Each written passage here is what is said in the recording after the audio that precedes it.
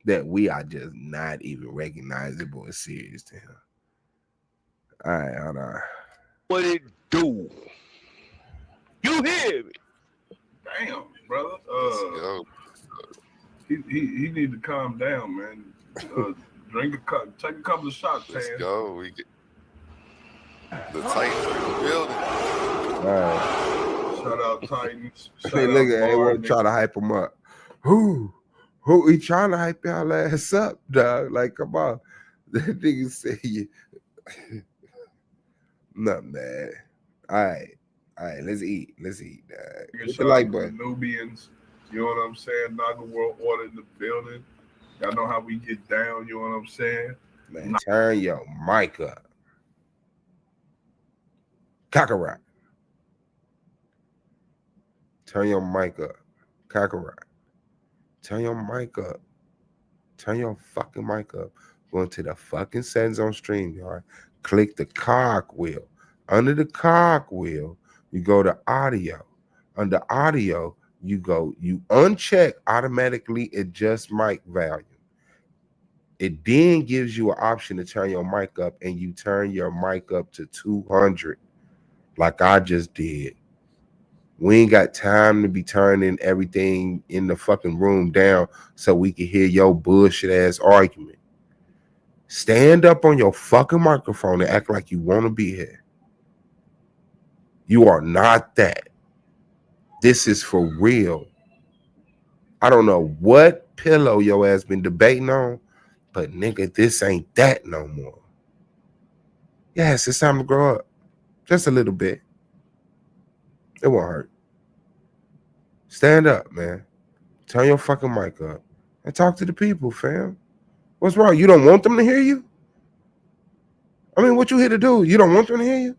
This how you sounded talking about some, yeah, not flesh from him, and he got to go lick his wounds. Night. Y'all know how we do it. You know what I'm saying? 314 St. Louis representative. Mound City stand up. Y'all know how we get down. We finna get it in. We coming with an opening of what we doing. What I'm going to do first. He don't even know what he doing. He don't even know what he doing. He don't even know what we doing. All right. Let's go. Is I am going to go over the official format again and the rules so that way there's no confusion from either of you two or any of the people watching at home. So we'll go over this little video. I hope this plays smoother than the intro song did. It's only about 60 seconds, so let's see if we can get through it. All right, Warriors. Listen up. Clash of the Titans official debate format. Rule number 1, order of speaking. The affirmative, the side advocating for the resolution, always presents first. Rule number 2, opening statements. Each debater delivers a 3-minute opening address. Rule number 3, argument rounds. There are 2 rounds per participant. Round 1, presentation of their primary case. Round 2, rebuttal of the opponent's arguments and or further development of their own position. Each round lasts 12 minutes. Rule number 4, turn order. The debater who speaks first will also close second in the rebuttal rounds, Q&A period, and final summations. Rule number 5, cross-examination. Each participant has 10 minutes to interrogate their opponent. I just like this part.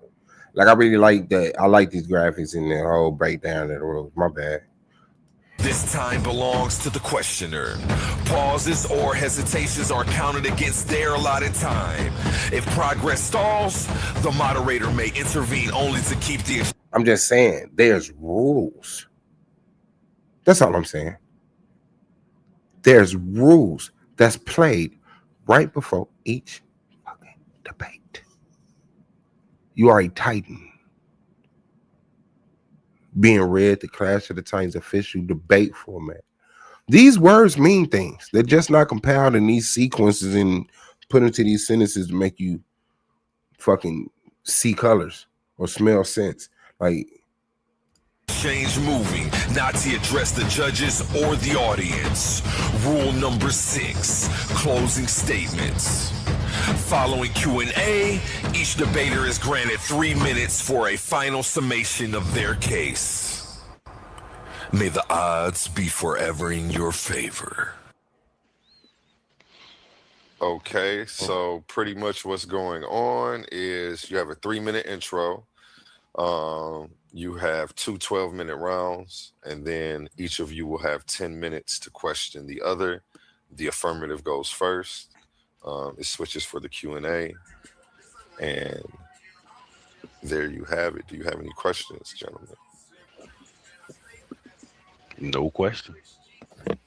None. Do you have any questions? Pan, you ain't got no questions with your 10-minute rounds. With your agree to do 2 12-minute rounds coming with a 10-minute round premise, you don't got no questions. Like, hey, can we take this down to 10 minutes? I mean, maybe. Of course, Anu's gonna say no, but hey, you can at least try. There's rules. There's a format. There's a structure. You've been hyped up to be, man, I'm paying this, paying that. Man, I might have heard your name a few times. I've heard your name a few times in the back. You get on and people are happy to see you on that Facebook Messenger call. You don't get treated like Benu or EMAC or any other redundant players. You actually have reverence. Your name holds power. So when I know I'm coming to see a motherfucking Pan versus a new debate, I wake the kids up. It's time for y'all to stay up late. It was popcorn and debate time. I got the missus. I woke my parents up, my grandparents, the family. We get to this is the Super Bowl.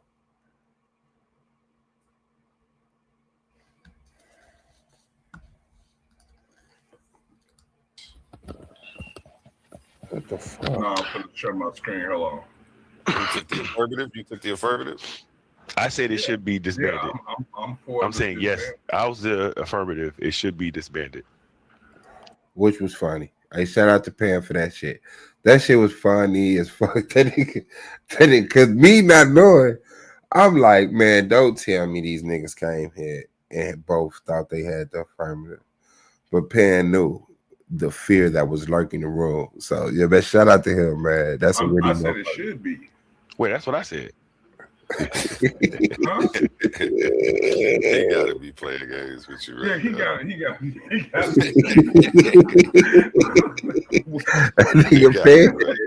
That nigga Pan got off with that shit. He Hey, yo, almost real quick though. You know, now I'll wait till my intro. Go ahead.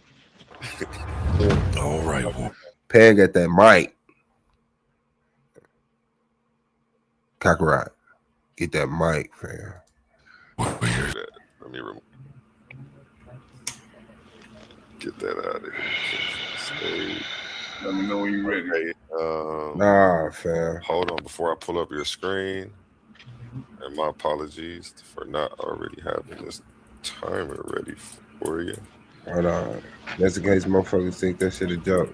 Hold on. 3-minute timer. Oh, nobody was like, I ain't Nah, see okay, this. okay. Oh yeah, you definitely. Yeah, just pull up on screen. Okay. I want to blow that big ass Your ass screen red. is sharing. Okay, so today, y'all, what we're gonna do is show you where cult and fraternity, where these two lines blur, where they become.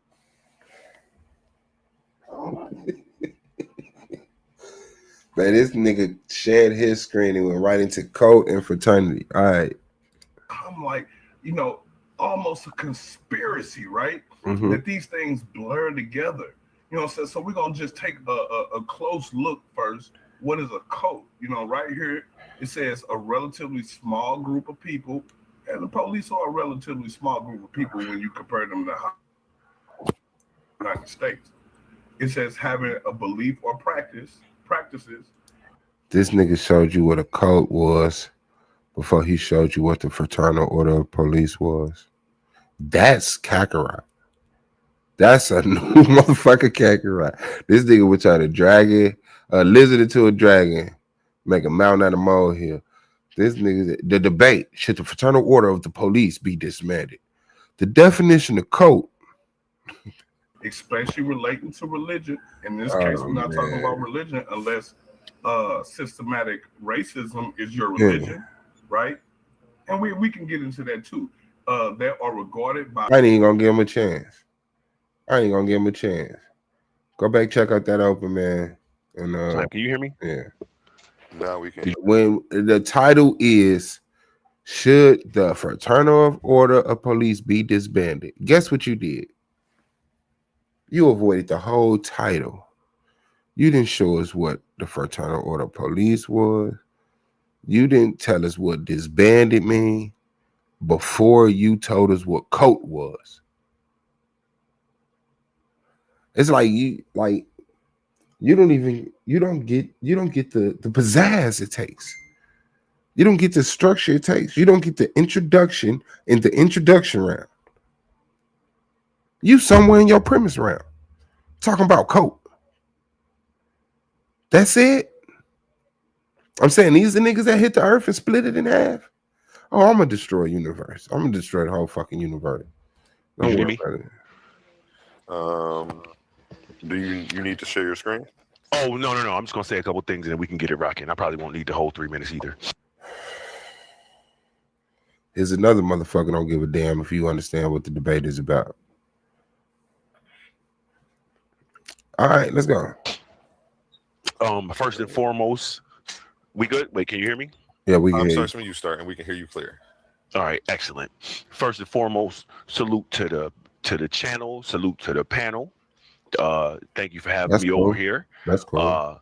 You already know who it is. It's Super Pan Man, Wild as a Taliban. Salute to barbarians, all of Barbaronia, the Barbaddies. You feel me? No cut water. Big up on the heavy on the bow game. You feel me? The blood over wine No game. glazing, no Salute glazing. the Nagas. You know what I'm saying? Except this one. You feel me? And one love to all the Pan fans that's been rocking with me across borders. So the brother just mentioned a couple things, you know what I'm saying? Fraternity, you heard him mention a cult, you heard him mention religion even. We're going to touch on a couple of those situations. But the one thing I want everybody to focus on is the organization is made up of individuals. And if the individuals are the problem, they should also be the focus, not necessarily the organization. But we're going to touch on all of that moving forward. We're going to shut the lights out on my brother this afternoon, and may the glory be bloody. Man, shut the fuck up. Am I tripping? No, real talk. As a debater, as someone who still enjoys the sport, who can recognize when it's not my time to debate and enjoy it as a spectator. What the fuck was that? That was supposed to be an opening round. You shouted out people in attendance. I get it.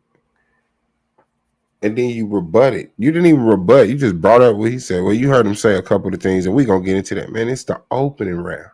You get points for that.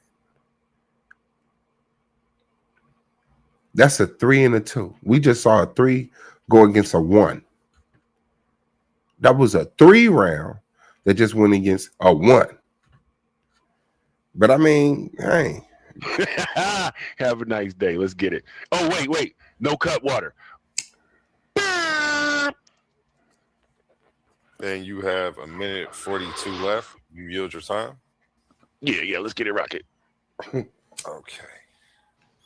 Reset this to 12 minutes. Smoking. I ain't gonna lie. Like, I just seen that being said. Like, motherfuckers smoking on the set.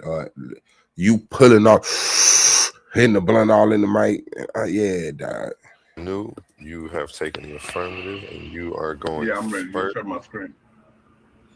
Hold on 1 second. And time starts when you When? start. Okay, so again, we're going to talk about this union, the Fraternal Order of Code of Impunity in the Lost Republic. All right, man. Police. Fuck it. Basically a union I'm gonna let that niggas live, man. basically advocates for police. That they the reasons why it was hard to get police cams and things like that. When police kill people and things like that, they're the ones who are getting them off, getting them high-paid lawyers, and doing all these things. When we try to demilitarize the police, so they don't have access to militarized weapons against the people, it's the FOP that fights against that. You know what I'm saying? So Pan got a job of trying to convince y'all that the FOP is some type of good thing. But here you go. We're going to show you that it's really a code of impunity. And this is the Lost Republic. This is classified for conscious minds only. Okay, yeah, man. He lost me. He lost me. He lost me. What are you doing? What are we talking about? What's the title? Can somebody remind me of the fucking title? Okay. This is a forensic analysis of the suppression of Black sovereignty. And as you see right here, this is the White League right here, right? And the KKK, and you see they doing a little Masonic handshake brotherhood right here. You see. And he said he didn't bring up the Mason shit. I didn't bring it up. You made my job easy because you brought it up. No, you clearly brought it up. All right, man. Make sure y'all go back and watch the debate in its completion, please. All I'm saying, yeah, I don't got it in me. I don't got it in me. Let's go to round one. He spent more time on his graphics than his actual information, is all I'm saying. Okay, let's go. Get that out the way right now. You know what I'm saying? We've been watching the enemies of our race for a while now. I do. Give me 1 second. I just gotta move one thing. That was an interesting little discussion homeboy was just having right there. I don't know who he was talking to. He wasn't talking about this conversation, but let's get it rocking. Time starts when you don't care. Oh no, wait! I need you to share this screen. Hold on. Bang. Share screen.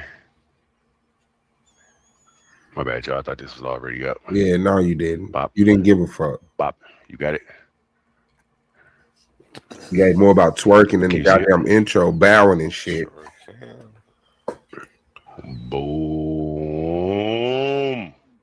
Let's go. All right. Real quick, is the screen moving? You can see the two screens there? Yep. Let's get it. All right, first and foremost, let's deal with how homeboy is framing this. It's definitely not about them being our friends. Let's get that out the way right now. You know what I'm saying? We've been watching and that's crazy because and no Kakarot come to the front. In your premise, you put a narrative out there that Pan was the friend of the police. By the time we got to the questioning round, nigga, that was your sentiments. That's crazy. The enemies of our race for a while now and keeping tabs on them. And Pan, you should have drugged him on that.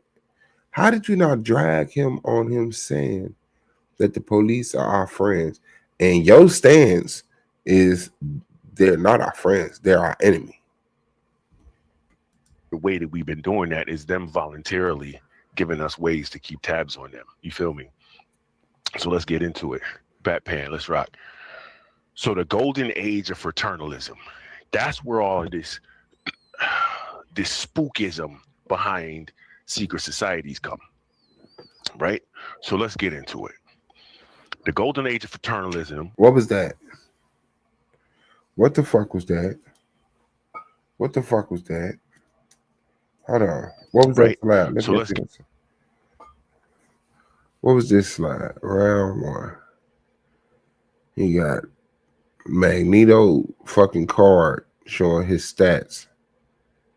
And he got pool pitch on the side of that. He got look like Malcolm X and a quote from Malcolm X. Then he got 4 references or examples, like 4 people with some type of information about what was that slide for? Get into it. The golden age of fraternalism, you know what I'm saying, Yeah. is the mindset Hit where the you like see button, man. fraternal form. That means it's potential covert power, right? So back in the days, over time, you know what I'm saying, we've had for sure some real and some imagined abuses. But Like, so real talk, nobody even broke down what was the Fraternal Order of Police.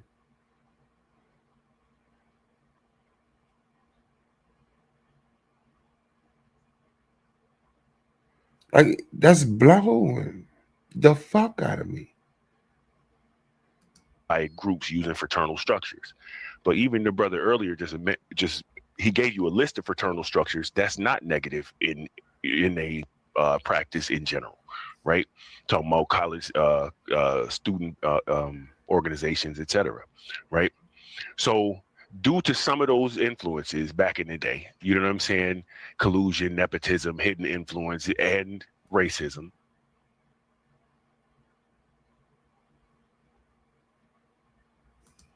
right? Now it's the template for now what moves forward. You know what I'm saying? Any fraternal features, you heard them, it's a cult now. You know what I'm saying? It's, you know what I mean? Like, come on. The lodge structure, the internal hierarchy, the secrecy, the discipline, the policy is a cult now. And it could be another hidden power group like COINTELPRO, right? But we all know groups that's like this. I even have a friend that's in a group called NAGA that people call it, you know, never mind, let's move. So if we want to keep an eye on these guys, we know, right? We can see their records right here. You know what I'm saying? The Order of Odd Fellows, the Knights of Pythias. What are you doing, Pan? How are you not beating this man over the head with the actual Fraternal Order of Police, the structure, the accomplishments, the obstacles that they came across when they address things publicly? Like, show us the benefits of having the fucking Fraternal Order of Police. You had a simple job. Come in there, all you had to do was compile what the Fraternal Order of Police is and put it alongside their accomplishments. This is why they should be there. It ain't up you to be a friend or enemy of it. No. This is for you to lay down a solid premise where you show why Anu has lost his mind talking about disbanding these people. Cool. I got some of the arguments was like, yeah, okay, if we didn't have them, then what organization will we use to hold them accountable? Or, well, what plan do you have to dismantle them? I get it. No. All you have to do is come straight up the middle. This is the Fraternal Order of Police. These are the things that they accomplish. This is how they keep fucking structure, maintain society, and leave it up to him. I don't think he did that much research to beat that premise. Improved Order of And I'll show you why. Which is an interesting study. I should go check that out, right? But they keep records, you know what I'm saying, back from 1878 here, 1870, you know what I'm saying? The golden age. Back then, they wanted to dress up, they wanted to act a fool, had their little secrets, right? But at the same time, you know what I'm saying, they actually are serving people, right? So that's a difficult thing. So are all of the doctors that's Shriners in these hospitals saving 1.5 million children since 1922, you know what I'm saying, actually in a conspiracy to kill people? So during our face-off, the brother mentioned the Masonic fraternity. He also mentioned it here tonight about Masonry and secret handshakes and all that, right? And he mentioned the Masonic Fraternal Order of Police, right? Which he found out in our face-off wasn't real, right? It was a scam made by those people. You know what I mean? And here it is. This is actually him finding it out in real time. I happened to screenshot it because I'm petty. He looked it up right in front of us and found out right in front of us that right there organization is not real. And so the things that people tie to. Yeah, Doc, I don't know what y'all thought y'all can't handle the debate. I mean, shout out to you. Like I said, strength to the judges, the damn thing. But like real talk, y'all on the other side of the bracket from me.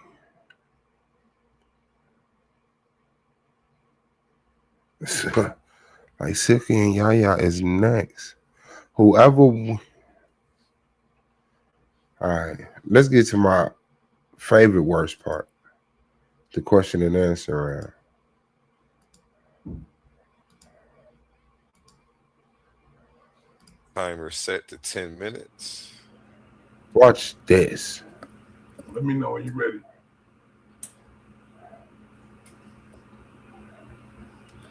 Time starts when you start, sorry. So man, so like some of the stuff you saying sound like feel good stuff. Because here's the thing, with the historical abuse of the not only the police department and the Department of Justice, but the FOP, the Fraternal Organization of Police, and covering for murderous scumbags that killed all of our freedom fighters and locked all of our people up, people like Martin Luther King, the Black Panther Party. How can you explain how did this? Because the FOP been around since 1915. So were you not surveying the police and the FOP back then because they killed Martin, they killed Malcolm, they killed all of the other leaders, right? And the whatever, however you were surveilling or surveying them, obviously wasn't working then, right? So I'm asking you, explain to us how does the surveillance of these individuals work if they're not taken out of the equation? Talk about a nigga being scared to ask a question. I ain't never seen a nigga terrified to ask a question. Man, that's a minute and 20 seconds. A minute and 20 seconds after you spend 2 12-minute rounds. Him spend 2 12-minute rounds. Whatever y'all thought them openings was, and all of the thinking time in between. And you telling me out the gate, Pan has wasted a minute and 20 seconds of your time, and he had to say shit.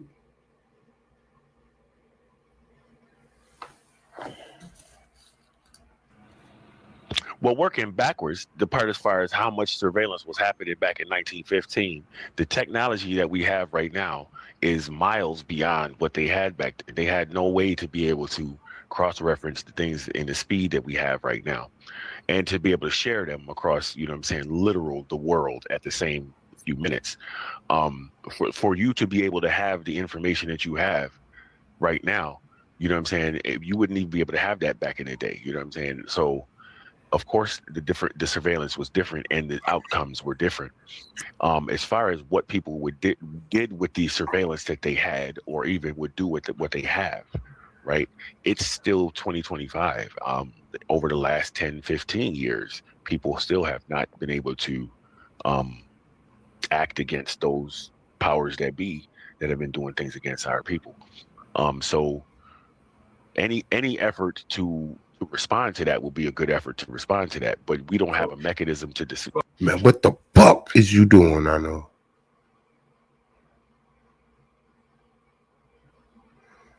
One-fourth of your time is gone, and you ain't even got an answer at this thing. Like this is the question and answer round where it's like, okay. Well, to disband them. You agree that even in your own words, even in 2025, those individuals are hard to eliminate out of the equation.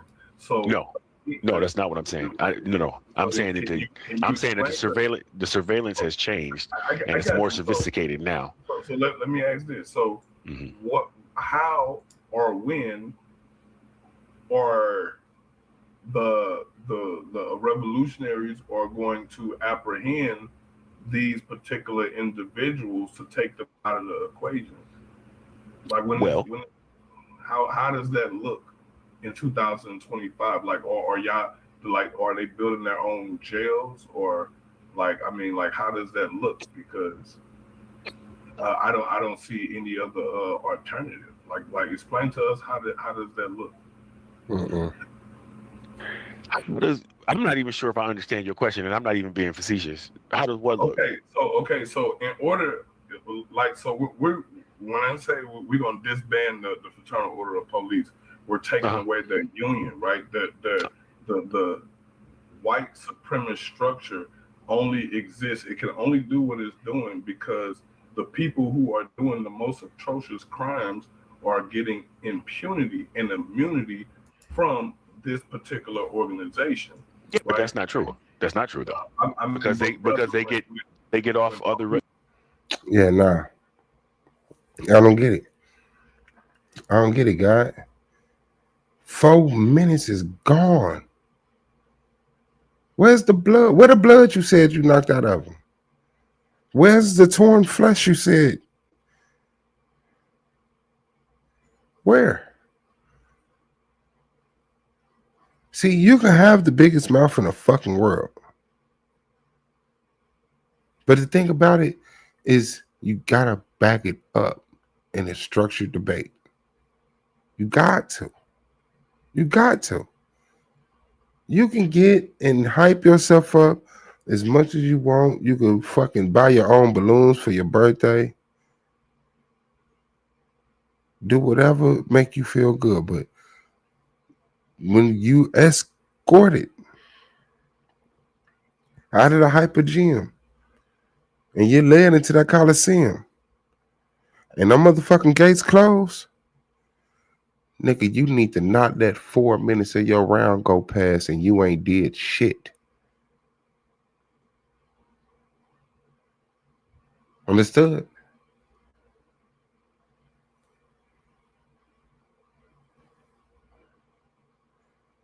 And then check this shit out. Dude. Yo, pause the time real quick. Where's an oath to uphold and Check defend the this shit Constitution out. of the United Check States? this shit out. Yes. An oath that requires them to prioritize justice, due process, and the protection of all citizens' rights. When an officer subsequently swears a separate organizational oath to the FOP, which is a private political entity, aggressively lobbies and preserves the power and protect the jobs of its members, often by blocking legislations designed to increase public accountability. At what specific point does the FOP or FOP's oath override the conflict with the seldom constitutional duty by thereby leading an officer to violate their original sworn commitment to the law and the public they serve? Dude. Yo, pause the time real quick. A1. Can you hear me? I got 13 seconds. You want to pause the time? Just pause the time. Clearly, that question was long, and I ain't trying to front. I really want him to at least ask it shorter so I can actually answer it before the time is up. Because I did not. That was a fucking lot, What are you dude. doing here, Hold Fred? on, Go ahead. you that I created this question specifically. I'm starting the time back. He got the time he got. I'm not letting you help him. Look, I told you that this what it was for, cuz. All right. So All y'all needed was a curly. All y'all needed was a curly. All right. okay, so at what specific Let's I'm get not sharing my screen. Pan We're a just gonna chance. ride. Let's So let's get Pan a chance. Let's go. Here we go. This is the great Pan. Pan the man from America to Japan. All right, let's go.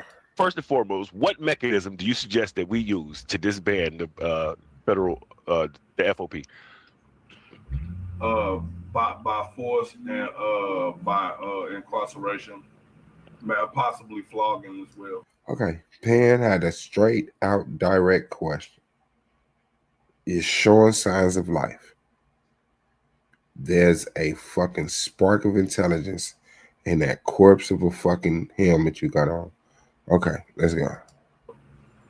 Okay, now who do you see that would be doing the force? You say who would be doing what? The force. You said by force, right? Yeah, Okay, so who's doing it? the police. So wait a minute. So your suggestion is to have the police disband the Yeah, FOP? publicly. Mm. Yeah, publicly, right here in front Yeah. of us. We all want to watch. Oh, that's interesting. So what do you have? Nigga, yeah. The conversation is, and this is what I meant by the title, Pan, that you agreed to. Should the FOP be disbanded? Dismantled? Disbanded? Brought to you tonight by 1800 and La Marita. Should the FOP be disbanded? Yes. How? It don't matter. But they should. They should not exist in today's time. Their antiquated system. There's no use for it now. We have other different governing bodies that don't allow basically the police to police the police. No. If our tax dollars go to paying the police, that means that there are employees. We can have a direct conversation with them through whichever organization, Pan, you are ready to build. But they have to be disbanded. This isn't really even a conversation. Have a plan on how you could suggest to do that? Suggest to them to do that? You said, I mean, hopefully with like chain collars and blunt objects. Yeah, So not- you know, I knew. As bloody and painful as it need to be to make sure this shit don't happen again. Don't you do this shit again. All these crooked motherfuckers that's protecting these crooked motherfuckers, the rightful police officers need to say, listen, we don't need the FOP. All it's doing is protecting the worst of us. And it makes the rest of us look guilty by association because of that thin blue line. And here are the motherfuckers who are the problems. Beat and bloodied in the streets. Power to the people. Yeah. Oh, man. I would love to have that question around. Yeah. What you going to do with that, Pan? not Act like it's so unbelievable. too heavy. You know, maybe like some tungsten pipes wrapped in rubber. Okay, so I just got Man, he let that nigga go in too. Hey, you know, I knew it was for to write a whole book right now, nigga. I could envision it. Yeah, they gonna bring him out. They gonna be shackled. They gonna have fucking brass tubes in their goddamn mouth, so they can't fucking scream. They got to bite down, and they gonna be fucking head half shaved to the goddamn bone. And we're gonna whip them like Jesus with the same shit they whipped Jesus with to take the flesh. Yeah, you're gonna let him talk. my next question is that pseudo or facts? And shout out to Pseudo or Facts. Brought to you by Coliseum Arguments in cooperation with A1 and Checkmate, the goddess, the greatest host on earth. Okay. Next question. Next question. Okay, so when I say it's good, first of all, like I said, what I was going to share my screen on was to show the court ruling, the Supreme Court, the state sanctioned Supreme Court ruling, talking about how the police do not have a duty to protect. Presentation. Yeah, I got you. So knowing that they don't necessarily have the duty to protect us, we know that their goal, regardless, is not going to necessarily be us, specifically Black people. So why would you think that they would ever change and be moral in any way towards us if their goal was against us from slavery, like you said? Once again, he formed a question. He kind of bumbled and failed and got up a little bit, but a question came out of that. Oh, that was a question you was asking me that? Yes. Why? See? Understood. I knew. I understand why you didn't catch the beginning of that question and the end of that question. There was a lot of tripping up. Why would you think that even if they disbanded, they would behave morally if they came together under slavery? I don't.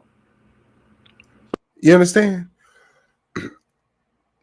Would you think they would act morally even if they was disbanded? No, but I'd rather them fucking be disbanded than not. I'd rather them not have the funding of the goddamn state. I'd rather them not have the power over the people. Disband them son of a bitches, and then we could investigate and do all like, to me, none of Pan argument conflicted with not none, because he did go down a couple of veins that was like, okay, but the core, the spine of it, like, no, I don't know. It was like, I don't know, it was like two rams button heads, I guess. I don't get it. I don't get it. Matter of fact, hold on. Let me show you. Let me show you why I don't get it. Yeah. Hold on. Let me stop sharing that and share this.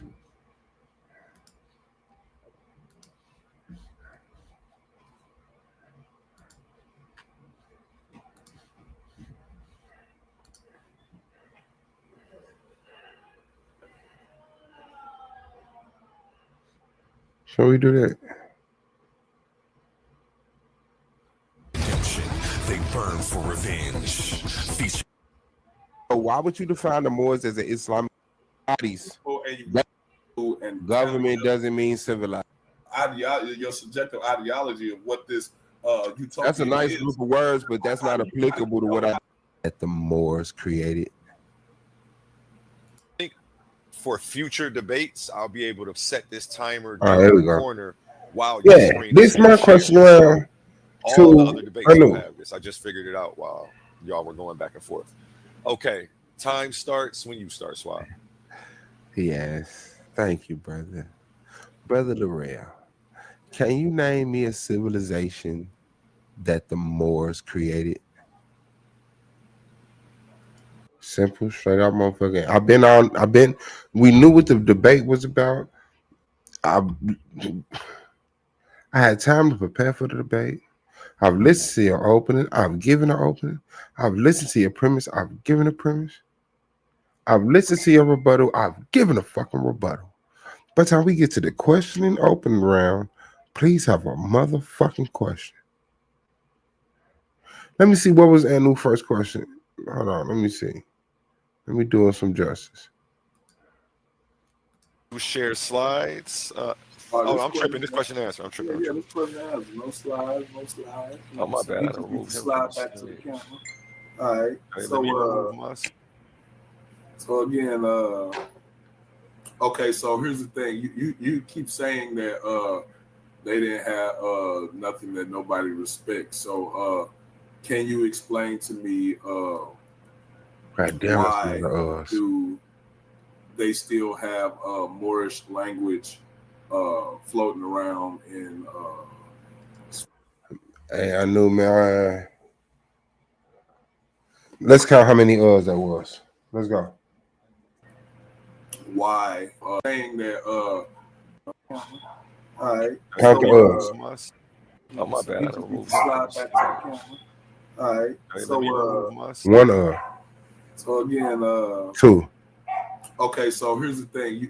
You keep saying that three, they didn't have Four. nothing that nobody respects. So five, can you explain to me 6, why do they still have Moorish language 7, floating around 8, in 9, Spanish if they don't have nothing that anybody want or 10, they 11. didn't have any influence on anybody? Why is there still Moorish?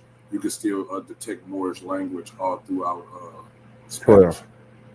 Well, first of all, 12. I didn't say nothing that nobody. 12. Goddamn us. That has got to be a fucking record. The Real You has made it to the books, and he has hit the link. Shout out to one of the motherfucking heaviest hitting Titans in the world, man. What's good, guy? I know Cockarat is in the building. What's going on, family? You want to explain that 12 us? I can't hear you if you're saying something.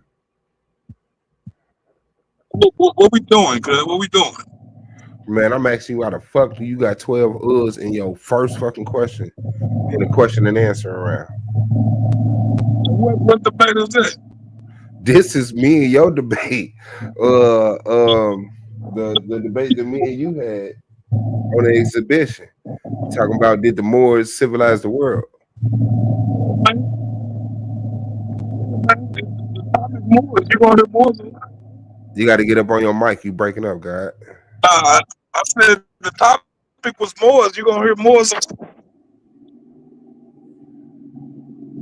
Oh, you on the move, man. Your shit ain't breaking up. All I heard was the topic is Morris, and then you cut out. Yeah, that's why I said the topic is Moors. Like, so you gonna hear Moors a lot. But what was your question, fam? That's what I'm saying. Like, this is the question and answer round. I'm comparing this to what I saw between you and Penn, right? And I went to my segment, like, of course, let me put myself on the back. This is exactly what you, but I'm like, okay, hold on. Let me see what the real question was to me, his initial question to me. And we go back, and one thing I know is like, that it was 12 us. Like, this is a debate that you set up, prepared for, compiled the information, did 2 12-minute rounds, listened to 2 12-minute rounds, and now here you are in the question and answer round talking about that's final material.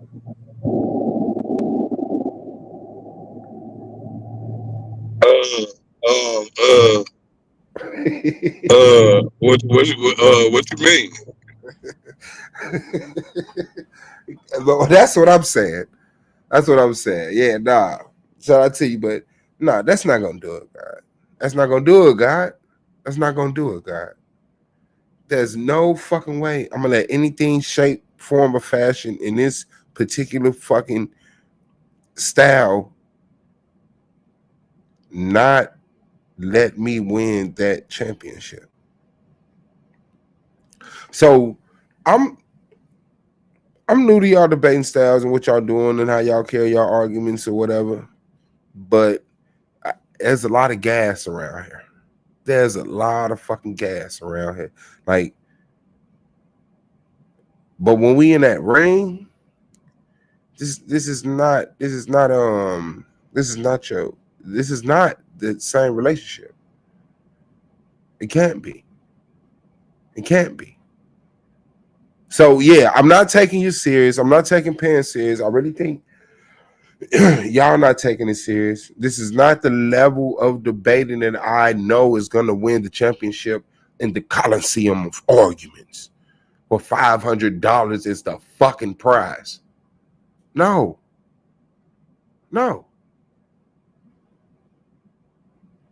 I knew. Shout out to him. He did hit the link.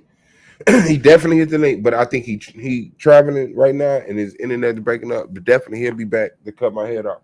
But yeah, no. Okay, so there was 12 us in his first fucking. Let's do it again, because I think that's what made him hit the link. Let's make him hit that motherfucking link again. Hold on. Floating around. Yeah, no slides. Oh, my bad. I removed him. Slide back to the camera. All right. So, one.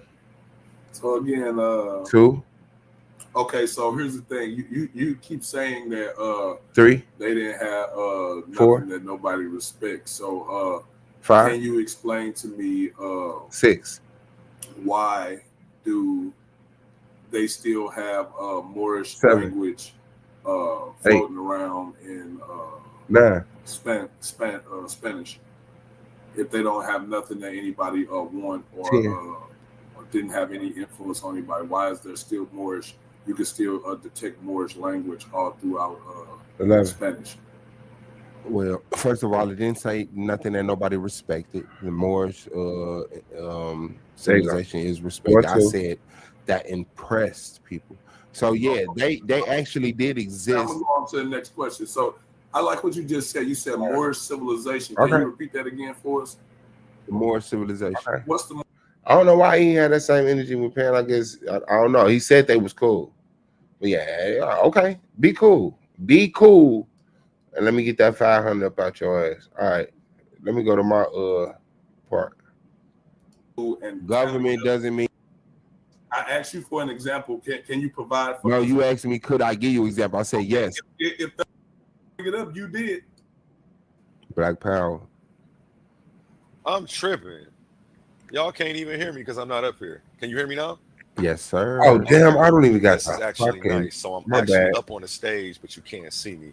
I created this It's the custom way you can layout so put I the can pop the comments timer up up. there. That's hard, man. You always figure it out. Let's get Yeah, it. in 12 the minutes. middle Man. of y'all round, I got it right. Okay. And Here, I'm actually going. I think for future debates, I'll be able I'm to set this tripping. My timer bad, down in the chat. corner while your screen is still sharing. So all the other debates will have this. I just figured it out while y'all were going back and forth. Okay. Time starts when you start, Swab. Yes. Thank you, brother. Brother Darrell, can you name me a civilization that the Moors created? Yeah, sure. Go ahead, give it a try. Well, you asked me and I said yeah. And I'm asking you to give it a try. Name a civilization that the Moors created. Please don't down the first question. Mauritania. Wait.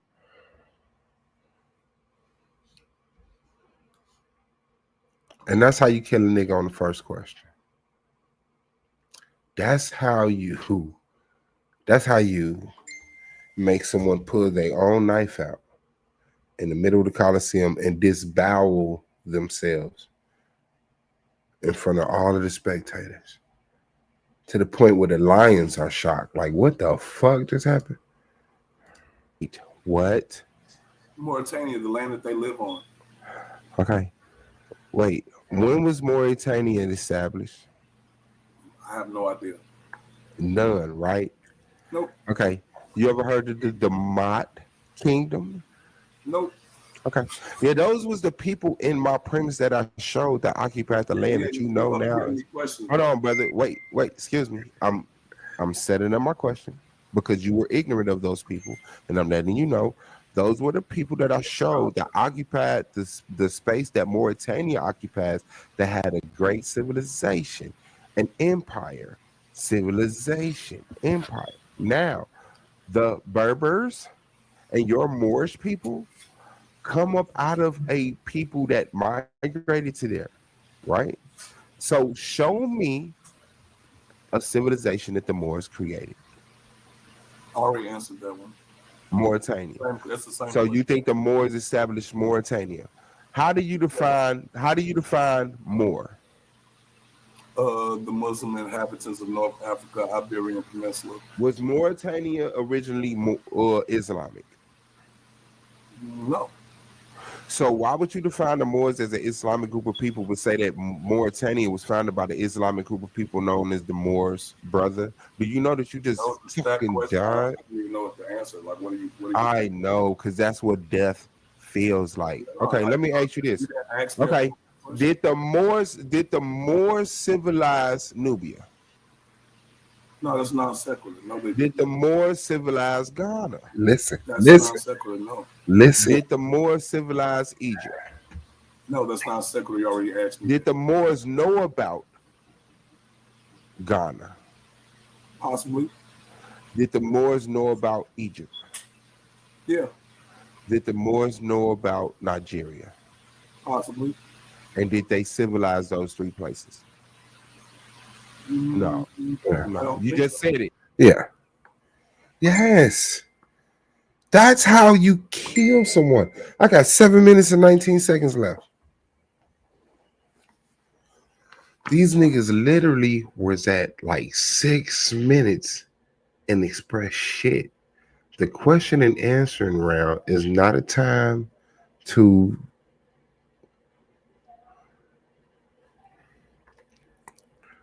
like, brother, that's not what this is for. I have an understanding of your argument. By the time I get to the question and open round, I have an understanding on your argument, and I'm ready to rip you to shreds. This is not the time where I get familiar with your argument, for you to get familiar with mine. This is not the time to take 2 minutes to ask a question. Yeah. This is when you say, oh, I got you. I see where you failed at in your premise. I see where you failed at in your rebuttal. I see what you didn't understand. And this isn't like, come on, bro. Come on, bro. And y'all think I'm gonna let you live? You think I'm gonna let you live? My name is in that bracket. My name is in that bracket. I could prove it. Whoever is given a decision between the judges, between Silky and Yaya, I get to debate them. I get blessed with the opportunity to grace this platform in the intellectual athletic competition against either Silky or Yaya, who are complete bums intellectually. Probably rich in real life, you know, but yeah. Yeah. There's a shadow. Yeah. There's a shadow. It's not dark. That's a shadow you're seeing. And you're gonna have to address that motherfucker, fair. Yeah, I'm here. All right, hold on, let me go. You just said it before I asked you. Yeah. Wow, you're the boss, you're the head. Okay, all right. Well, let's see if two more pop up. Okay, so I'm gonna ask you this. What today do you utilize from the Moorish culture? In the conversation of the more civilized world, what today do you utilize from the Moorish culture? Toothpaste. I'm going home. I'm taking my ball and I'm going the fuck home. There's no way this nigga just said Colgate. Crest. Motherfucker arm him and get that nasty ass toothpaste. This nigga, hold on.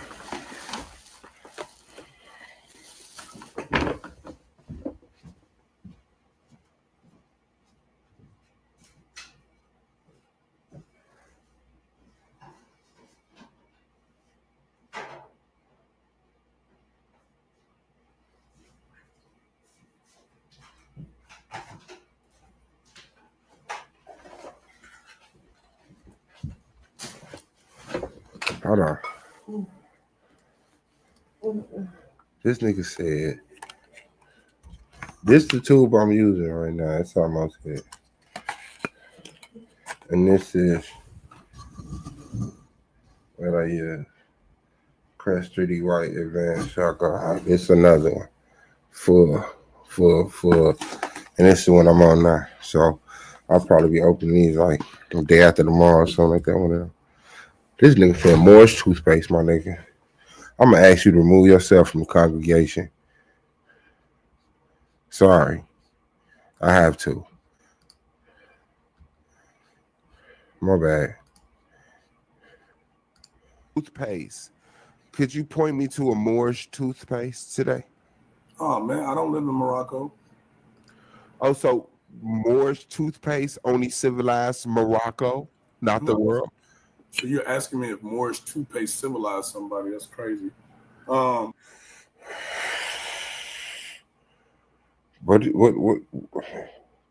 That's the example you gave me. I said, man, what's up? I said, what type of toothpaste you use? That nigga said Moorish toothpaste. This nigga brushed his teeth with the Treaty of Peace and Friendship. This nigga toothpaste says black people are dead by law. This nigga said Moorish toothpaste. No, Moorish toothpaste. Why isn't there any Moorish toothpaste in America if they civilize the world? Because world doesn't have one definition, brother, and I showed you that. Okay, do Moors predate Islam? Do Moors predate Islam? No, Moors is an exonym. I showed you that. Also showed you that in my presentation. That's a European word. It's an exonym. And guess what I showed you in my presentation? That Procopius, hold on, brother, this is my question. This is my question. If Procopius, this is my question, and you cut my question off. If Procopius of Caesarea, I don't know who that is. Understood. You don't know a lot of stuff, but the fact is, I showed it in my premise. Yeah, so if hold on, brother, I'm asking my question, and you cut me off. If Procopius of Caesarea stated in his, y'all don't feel that intensity. Like real talk, y'all don't feel that. Y'all don't feel that poise? Anu versus Suave. Suave versus Anu. Like this is a positioning. And then you go back to that question and answer round, and them motherfuckers in there 4 minutes in and ain't did shit. That's gonna win the championship? No. Sorry, it's not. It's not. It's just not. Let me see. We'll watch a little bit more of this.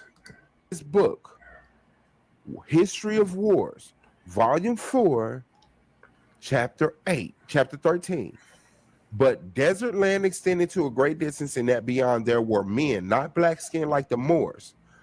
This, sir, predates Islam. That Europe was. Hey, shout out to Team Naga, man. It's time to get a new leader, bro. Wait, so no civilization before Islam? So no civilization. So were there civilizations before Moors? Yeah. What did Moors bring to the table uniquely that wasn't introduced by an already existing civilization? Go. Science. So no algebra. So hold on. Oh wait. So no civilization before Islam. So no civilization before Islam before 7-11. Yeah, you said that shit. You said science. I'm finna grab you by your motherfucking throat, slam you against this motherfucking wall.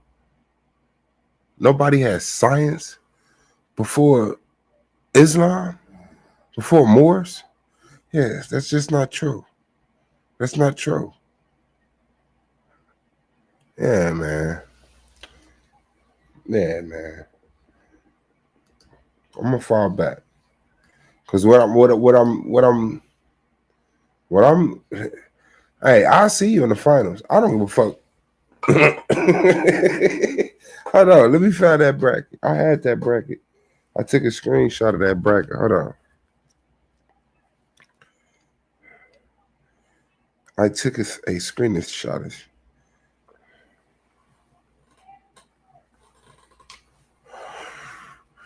Man.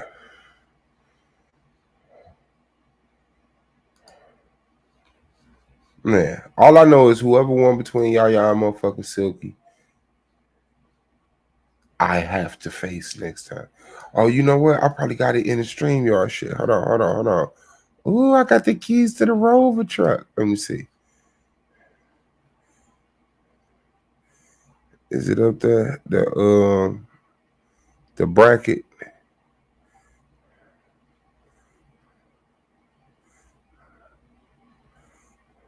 Oh, we got sound effects. Hold on.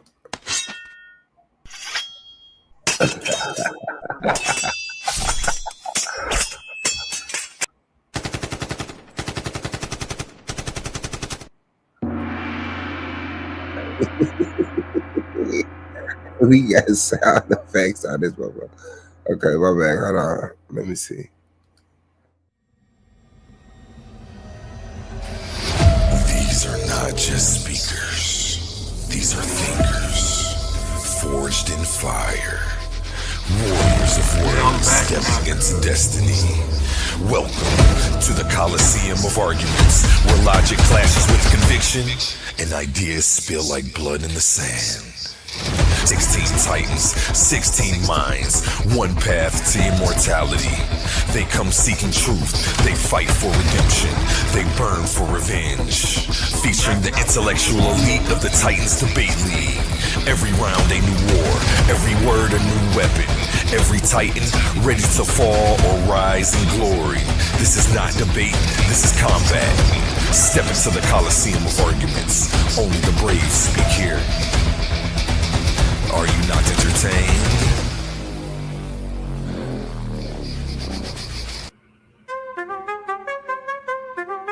Yeah. Woo. What? Woo. Yo. Woo. Hear the sounds of the trumpets. Stop the rounds in the gauntlet. Get down and lay down when we stomping.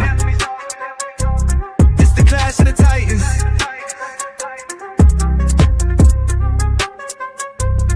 Hear the sounds of in the gauntlet. Get down and lay down when we stomping. This the clash of the titans.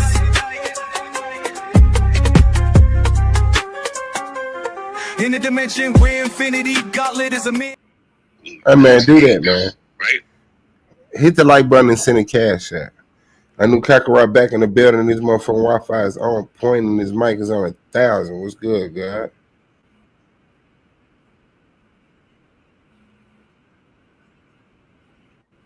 Huh? Yeah. Yeah, man. Oh, okay. Yeah. What's poppin'? Yeah, man. You up here postulizing and shit, man. What's good, man? I don't even know what the fuck that mean. Yeah, man. If I can get word through the ethers and shit, you out here postulizing and stuff, cause like that's you can't be postulizing after our debate and stuff. Man, what is you doing, man? I don't know what postulizing mean. Postulizing. You postulizing. Let me look it up, man, because you're not even saying that word right, man. Let me look it up. I gotta Google that shit, Dad. You won. Prostrationalizing. Prostrationalizing. Dead, nah, man. Hold on. What? Okay, my bad. Post debating and shit, man. What are you doing, man? Man, dog. I'm just recognizing the real, man. All I'm saying is that, like real talk. Okay, there's a thing going on. I don't know if you know about it, but there's a thing going on YouTube on a certain channel, Coliseum of Arguments. You're part of it. It's called the Gauntlet, right? Where people have signed up to be Titans, competing the Coliseum intellectually, and like there's like a $50 prize every debate, and there's like a $500 prize at the end of this. Yeah, right. My money. You talking about my money? Ooh, that almost pissed me off. When you claim that like that, yeah. I ain't gonna lie. That's the first time you got under my skin. No. So you gotta speak it out to the ethers and the universe and bring it back to you. That's my buddy. Yeah, no, I ain't going, man. You seen me beat up Pan last night. You seen me beat up Pan, and he was one of the most dangerous debaters on the bracket. And that's kind of what I'm mad about. Bro, I really think that's what I'm mad about, guys. There's no competition, bro. Look, at this point, cuz look, at this point, man, it's just like, I didn't even want to do this to you guys. You know what I'm saying? But I'm gonna have to. You see what I'm saying? And whoever on the docket next, man, I pray for him. Pray for him, because me and Pam was friends. Y'all heard how nice that debate was. We friends. Yeah. But the next person, God forbid you are not my friend. God forbid. Because I am gonna dig in that chest. Yes, sir. I'm not mad. And that's what I'm trying to see. That's what the hell I'm trying to see. But what? Okay, there you go. Yeah. Speaking about who's next, let me take the comments out because it's kind of blocking it. But yeah, and I'll go back to the comments. Yeah, baby. That's okay. Right. So like I said, whoever it's gonna be me and Honey in the end. Watch. It's gonna be me and Honey in the end. In the end, it's gonna be me and Honey. I don't know why you would think you would make it to the end. I'm making a prediction now. It's gonna be me and Honey in the end. Hey, listen, brother. All I'm saying is, did Chris Harris get knocked out? Yeah, man. I think he got a technical expulsion, or he quit, or some spiritual happened. I can't understand it. That's cool. Well, I mean, since it's just gonna be me and Honey in the end, because I can't understand it. Competition. Zion's emotional. He's easily knocked out by Trigger. Zion gone. He ain't back. Zion gone. Like he's out of there. You know what I'm saying? Yeah, man. It's gonna be me and Honey in the end, man. Himmy ain't no. Himmy easy. He throw out so many fallacies. Like oh my God, this is gonna be a fallacy picnic. Hold on. Is Himmy Apollo Bay? Oh no, Himmy. Okay, I see Himmy at the time. Okay, yeah. Oh, Apollo Bay still in there. He another easy one. He easily triggered. He's emotional. He's easily triggered. You know So what I'm saying? Hemingway on you and Pan debate. Okay. Hemingway on you and Pan debate. I ain't see him up there. But I did look at it the other day, last week, and I saw because we had a debate. I saw he was across from me. Okay. So, hey fam, Emmanuel, Apollo, Right. It could be me and Emmanuel. and Hemi. Or Hemi. It could be me and Hemi. It could be me and Hemi. Yup, me and Hemi. Hold on, how I got all the hard hit niggas on my side? All I'm saying is recognize what shit is meant to be. I'm looking at this shit like, hold on, man. Like, hold on, cuz. Like, what's going on, bro? like it's Hey, all I'm saying, like Chris Harris and Demons, nigga, fucking Hemi like shit. Well, they got Yaya and Silky over there. You know how easy that is. hold on, let me be politically correct. Silky and Yaya ain't nothing to play with on the debate side. Now they are not lightweights. They bring a lot of information. Yaya, I'm always go with the Yaya, but I'm saying I don't know, like what didn't they did they have a debate already, or was that just a face off? Yeah, they had that debate. Hold on, let me find it. Let's go over that question and answer round. And now that I got your ass up there, let's go over what the fuck am I thinking? Silky and Yaya, yes. Let's go over that motherfucking question and answer round. Hey, talk about content.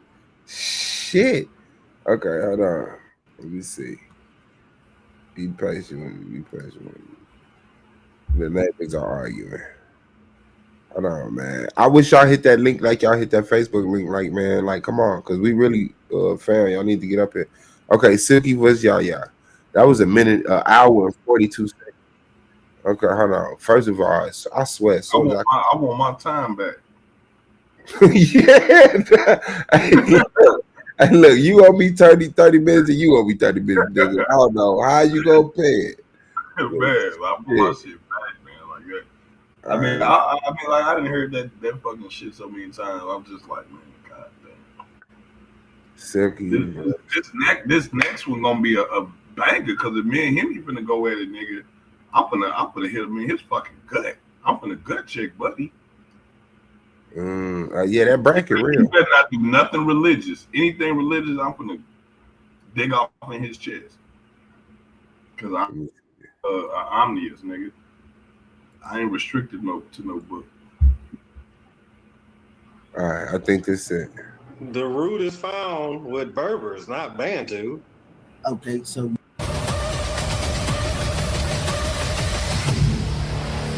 Are you not entertained?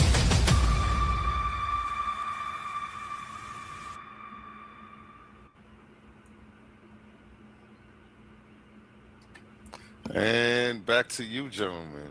Yaya, are you ready for the question and answer round?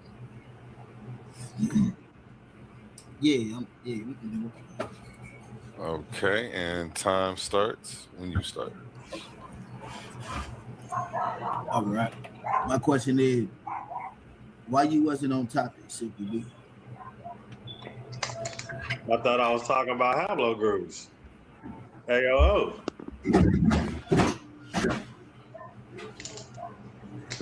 I gave you the root of AOO. I gave you the root of all lineages. But there wasn't You're a welcome. topic. There wasn't a topic of discussion though. The root of all, I gave you the root of everything. I gave you the root. The topic of discussion was, right, do the Berbers predate the Bantu haplogroup 800? Did you show the Berber predate the Bantu? The root is found with Berbers, not Bantu. Okay, so you didn't show it. So you didn't show that. I didn't show that. That Berbers have AO. That's a basal lineage.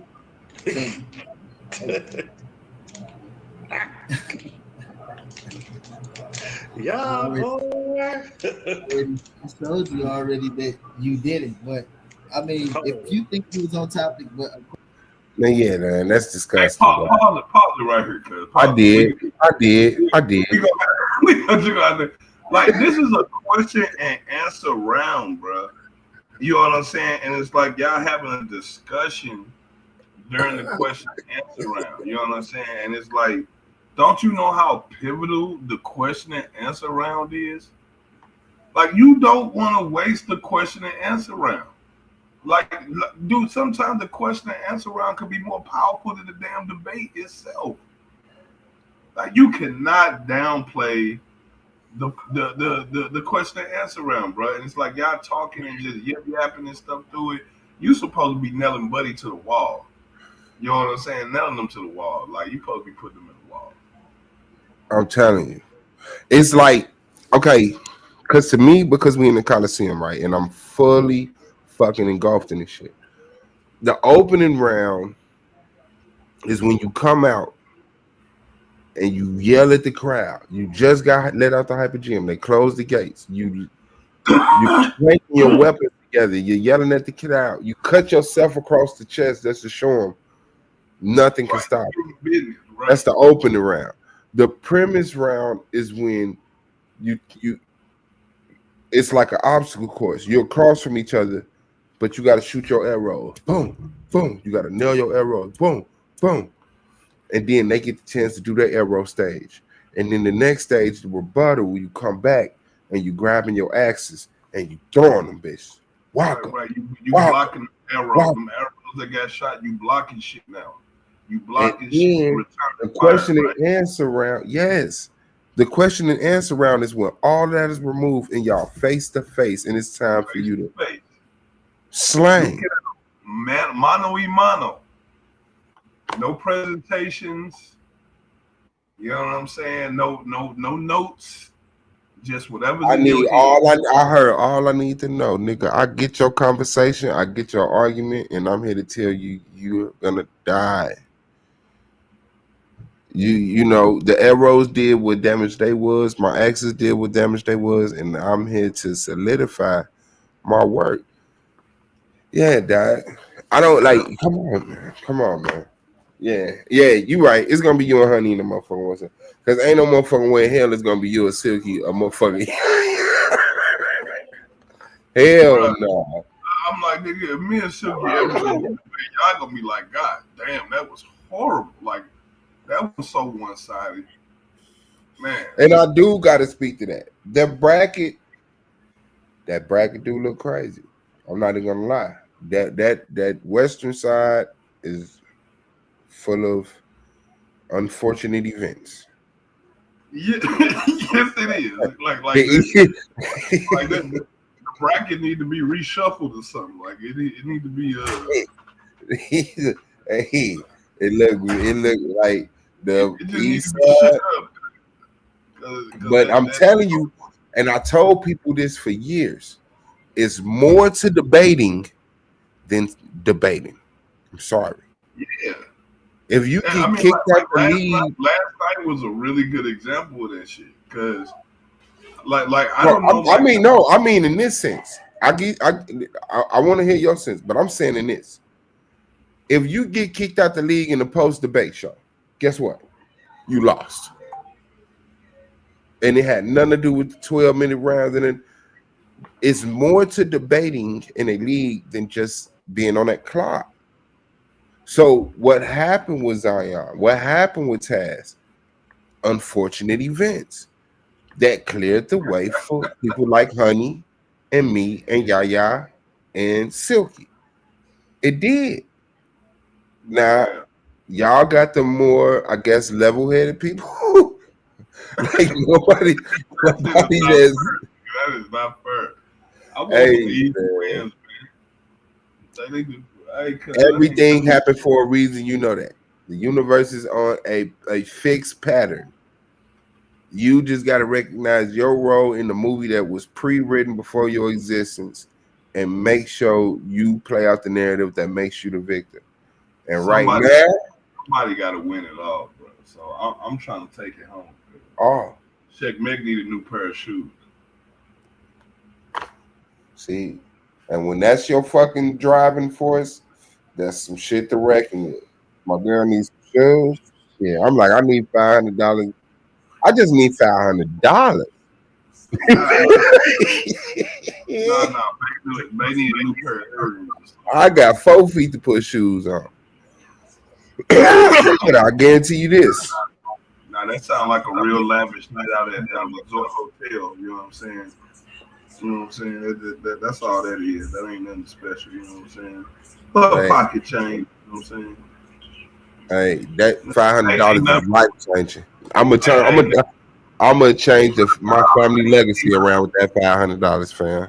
$500 ain't nothing to a baller on the budget, nigga. Man, that $500 gonna rewrite my goddamn man, we family gonna dig that bitch out, man.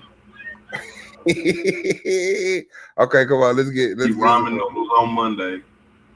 We eating Vienna sausages on Tuesday. Hey, $100 worth of Vienna sausages is still $100. You just gotta chop up them green peppers and onions and them shit. That's what I'm saying. By the time you boil your eggs and add them to your noodles, you put the cilantro and the chives, and you got the yum sauce and the goddamn oyster sauce. Hold on. We got to speak on that part right there, right? Because if you making ramen noodles and you not putting cilantro in it, in fact, you need your ass whooped. You need your ass whooped. Stop being a goddamn. And niggas ain't seen a bowl of noodles till you seen that motherfucker with a 2 boiled eggs in the cilantro, probably some fresh cut onions, some motherfucking goddamn yum sauce, some soy sauce, some oyster sauce, motherfuckers. And that's if you need it. That's if you need it. That's if you need it. You know and don't get and listen, don't splurge to go to the international market where you get the off-brand original Japanese noodle packages that's a little thicker and a little heavier. A little fish sauce and a little fake vegetables in it, yeah, man. Yeah. They don't know what they talking about, man. That's that gourmet. That's that next level, bro. You got to get cultured, man. I'm trying to tell you, man. It's like people be trying to run from it, like, oh, it's not good for you. You know what ain't good? You know what else ain't good for you? Drinking water out the sink. That ain't good for you either. But guess what? Sometimes you gotta bite the bullet. You know what I'm saying? Man, Ruben hit that link, man. Ruben hit that link. It's out there. It's in the Facebook, and I put it in the stream. All right, let's see a little bit more of like that. Yeah, he play because these niggas. But everybody else, he wasn't. So you tell me, right? Because I killed all the tribes. So where at in your source? Where at in your source that it says that the Berbers predated the Wild Hopper Group 800 of the Bantu? It's pull up on your screen. Okay, you want me to pull up on my screen? Hold up. Hey, just look up 80 Habo Group. Okay, so nowhere in your sources said that. Like real talk, when I see this format, and no disrespect to the brothers, but it's like y'all don't know what the fuck y'all talking about. Y'all don't even have a grasp of the information to form. I know what they trying to talk about. Yeah, like y'all don't even got a grasp of the information to even ask a bone breaking question. Bro, my fucking stomach hurt laughing at these niggas, bro. Like, what the fuck, man? Like, this is the after show. Y'all niggas is chilling, dog. Y'all niggas really chilling, dog. This nigga just sat up here and said he showed you the original gene from all humans. And you talking about some goddamn. And then the nigga crazy keeps saying AO haplogroup, nigga. AO come from the AOO. It come from that shit. It's Johnny come lately, and he keep on talking about it. Like I'm just like, man, this is just mind numbing, man. And they say this shit in his information.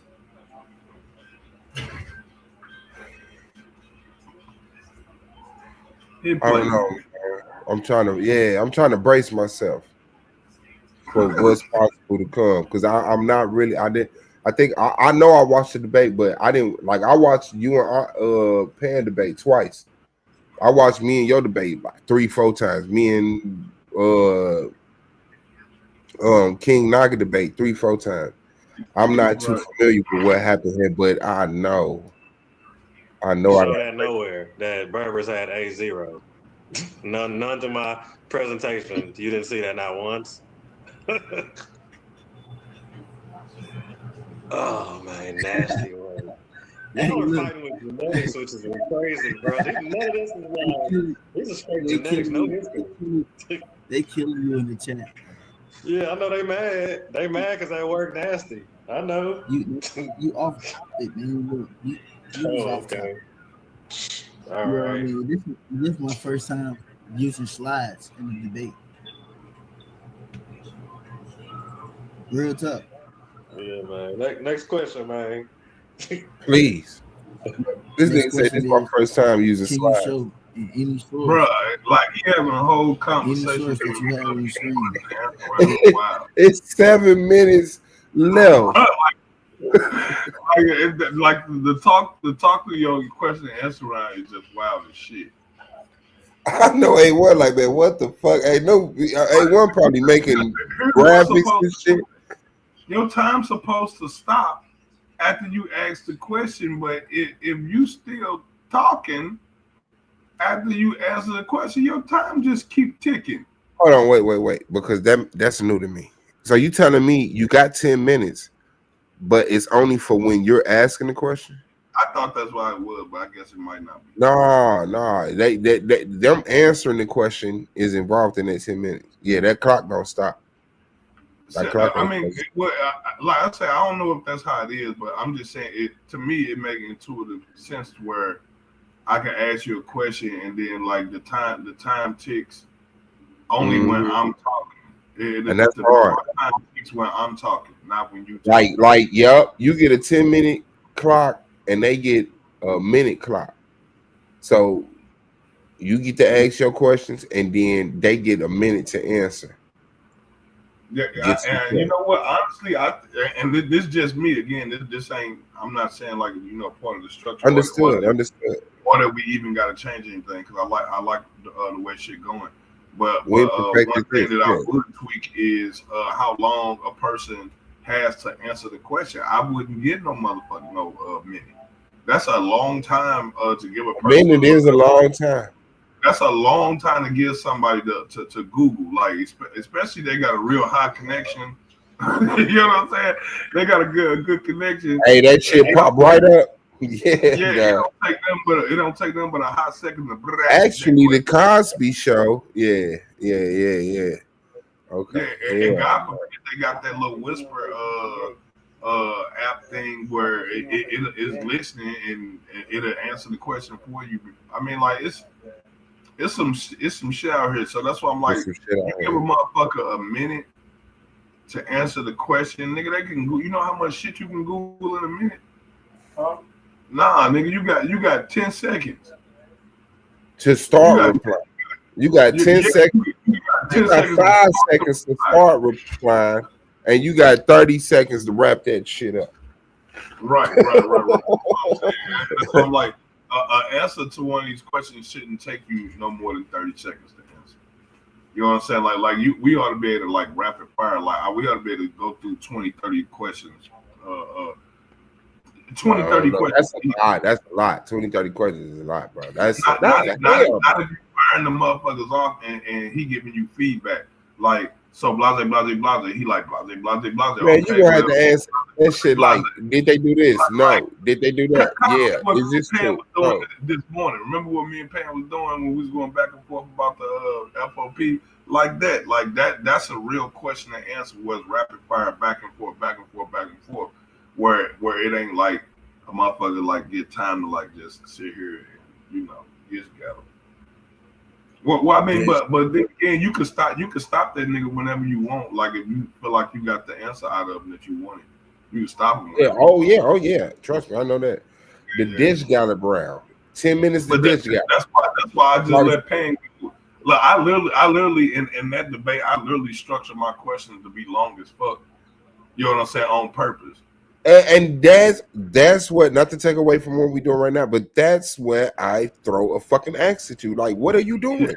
You know this round is to start yanking meat off this nigga bones. Because okay, so here's the thing. So with Pan, right? The difference with me asking Pan questions is Pan can actually answer the questions. Even if he not answering the questions correctly, he can still answer the question with enough logic where it sounds right. Right? So the last thing I want to do is just give this nigga the fucking floor to just talk. I don't want to just give this nigga the floor to just talk. You know what I'm saying? So I structured my questions to be long, and when I said them, I made sure I spoke them bitches slow too. You see what I'm saying? On purpose. All of that was meticulously planned out.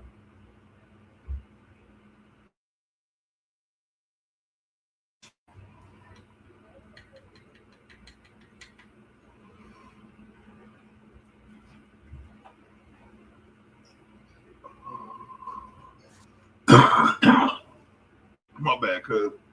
Did you say something? I ain't hear nothing.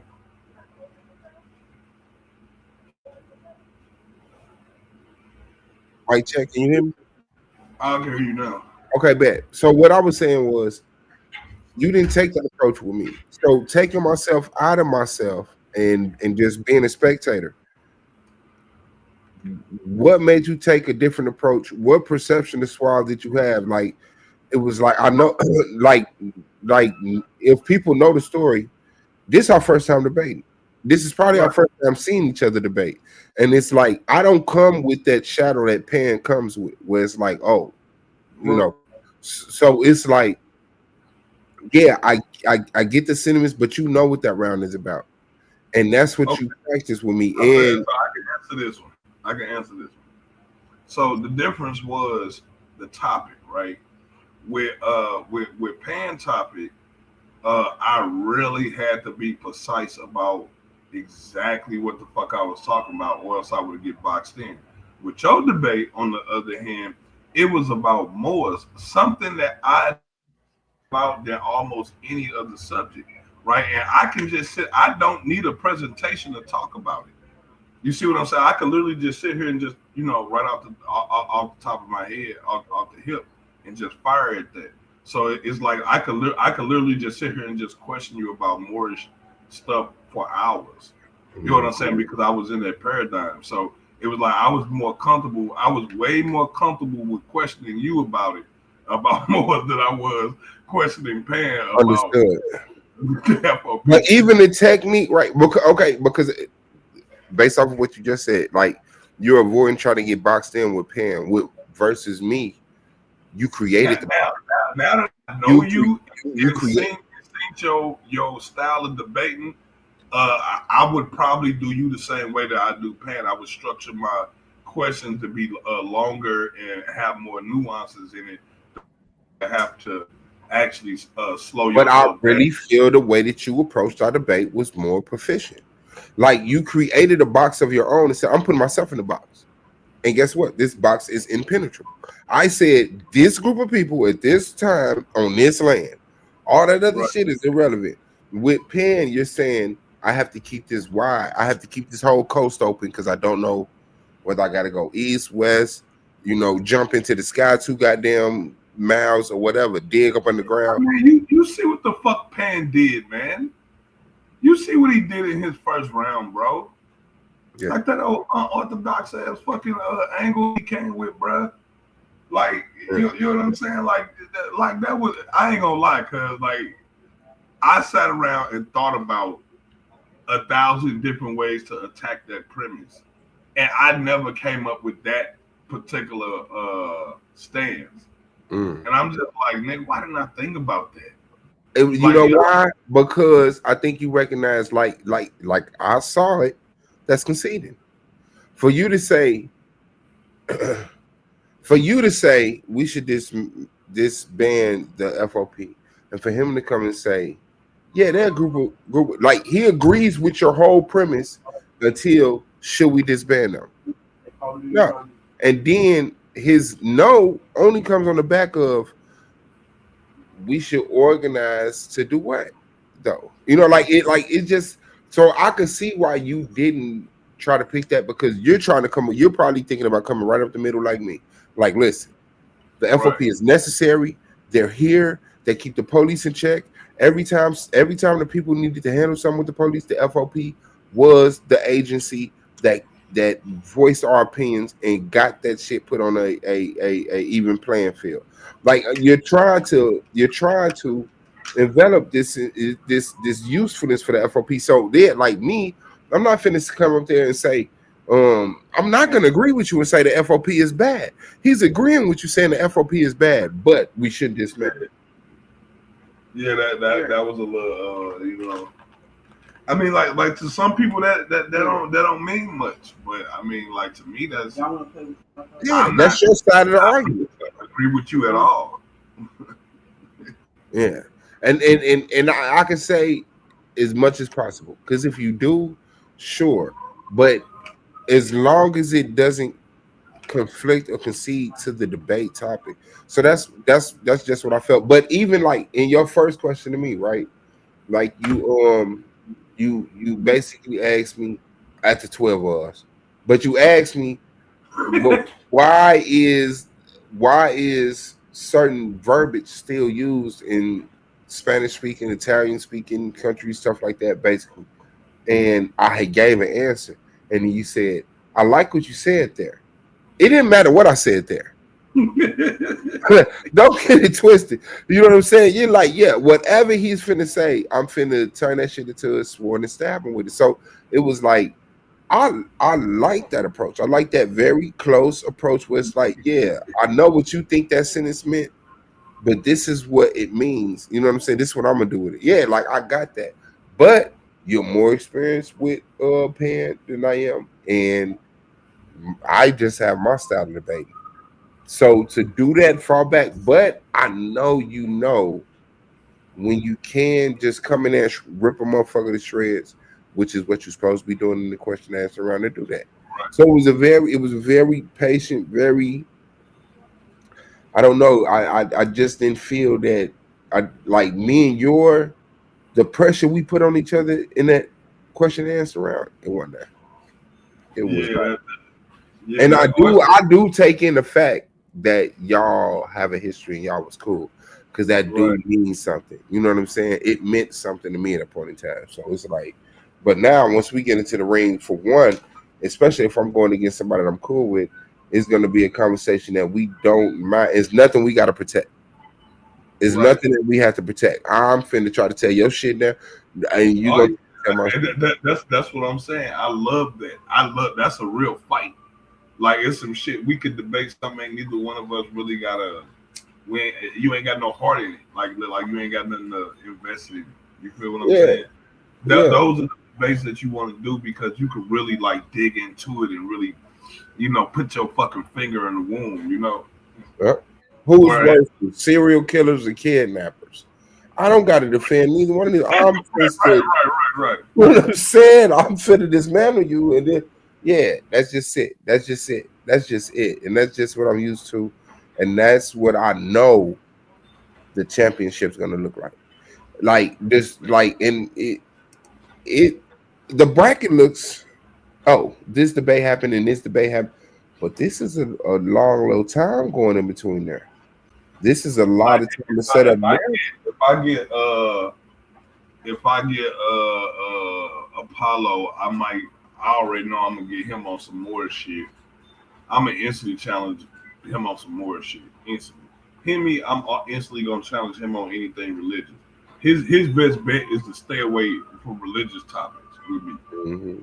You know what I'm saying? Because I always get that nigga because I'm an omnius. So his best bet, you're not scared to say, his best bet is to challenge you on your philosophy. Don't stand on his philosophy. His best bet is to challenge me on something though neither one of us really don't know nothing about. Right. You know what I'm saying? Put us both on equal playing. But the last thing he wants is to defend his stance. Nah, you don't want to defend Christianity. You do not want to defend Christianity. The Bible against me, bro. You know what I'm saying? I keep trying to tell people like that's my lane. That's my original lane with the Bible. So like, yeah, you don't want to go there. and I could talk that shit just with the best of them. So yeah, you want to go to something else that a nigga ain't really. Okay, so let me ask you: knowing what you know, having the experience you have with the debaters, you just faced your hardest competition. Yeah. Mm. Yeah. No. Cause Honey on that other side of that bracket, bro. Oh, your side of the bracket, though. In order to make it to the championship. Yeah, I know, but was their best bet to stop. I can't ignore the fact that she on the other side of the bracket. Understood. And she ain't got very many motherfuckers to go through. Like she have mopped the floor with at least two of them dudes. So like that means she'll be over in that bracket sooner or later. So definitely, like you got to keep that in mind. Like you know you're gonna be facing her. Yeah. If you on the side, you know you facing her. Mm. You know what I'm saying? And Silky he not gonna be able to do nothing with her. But the best bet to stop you from getting from the championship was Pan. Yeah. Fuck, Henry. I think me and Pan should have been left for later on in the debate, but in the championship. That's not how shit lines up, is it? But that ain't how it lined up. That is not how shit lined That's up. why it's so organic, because it's like whatever you thought was gonna be wasn't it. You know what I'm saying? And he was a mystery guest for a long time. Like didn't nobody know who a nigga was gonna debate. Yeah. And man, I do want to say the Coliseum of Argument hoodies are for sale. This is it. Oh, look at you, man. Yeah, look at you, man. You gotta know, I gotta know. Yeah, the Coliseum of Argument hoodies are for sale. Now I'm gonna tell y'all what, y'all lucky. Everybody watching now, let me tell you how lucky you are. The hoodies are $1,000 a piece, but we will subsidize them $950. So the hoodies is only $50. The hoodies for y'all is only $50. Anybody else is $1,000. So do what y'all got to do, man. Find the email, social. Yeah, they can get in groups of fours, right, and just split the payments up 4 ways. Over one time, nigga, everybody had shirts. We've subsidized the hoodies 99%, 95%. So that $1,000, all you gotta do is pay $50. $50 for a $1,000 hoodie. Come on, man. Who's not gonna do that, man? That's a steal. You can't get that shit nowhere. On no planet. On no planet. There's not a planet. Literally, you can't get that shit nowhere. Yeah, but okay, yeah, I understand that. But so some debates that I want to see, right? I want to see Brother Inky and Brother Sanchez go at it. Oh shit.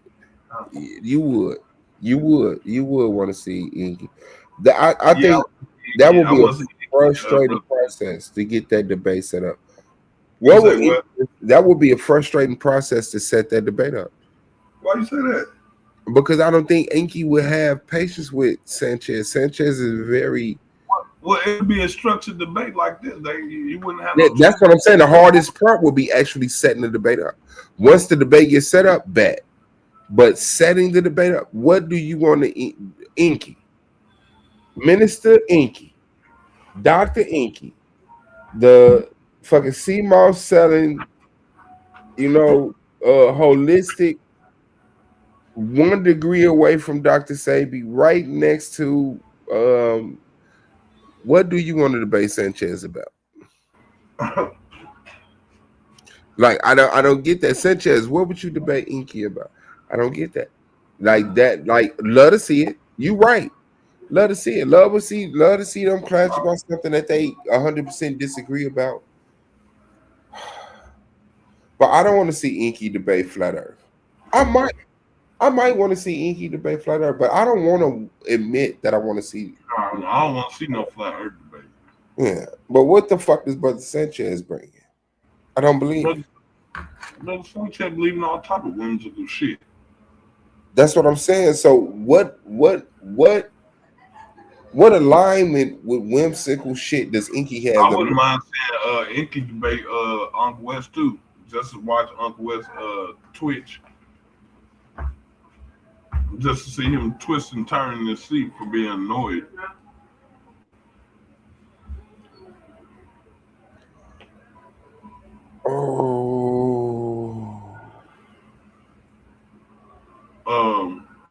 Who else? You know who I want to see debate again? Huh. Tahuti. Brother Tahuti. I want to see Brother Tahuti debate again. I love when that nigga debate, bro. And I can get that. I click and get that, but I would like to see them judge. Like, I'm not gonna lie. I would like to see Unc West. Yeah. Tahuti. I would like them. I would like to see them do an open judgment. I never want him to be a judge of anything that I do.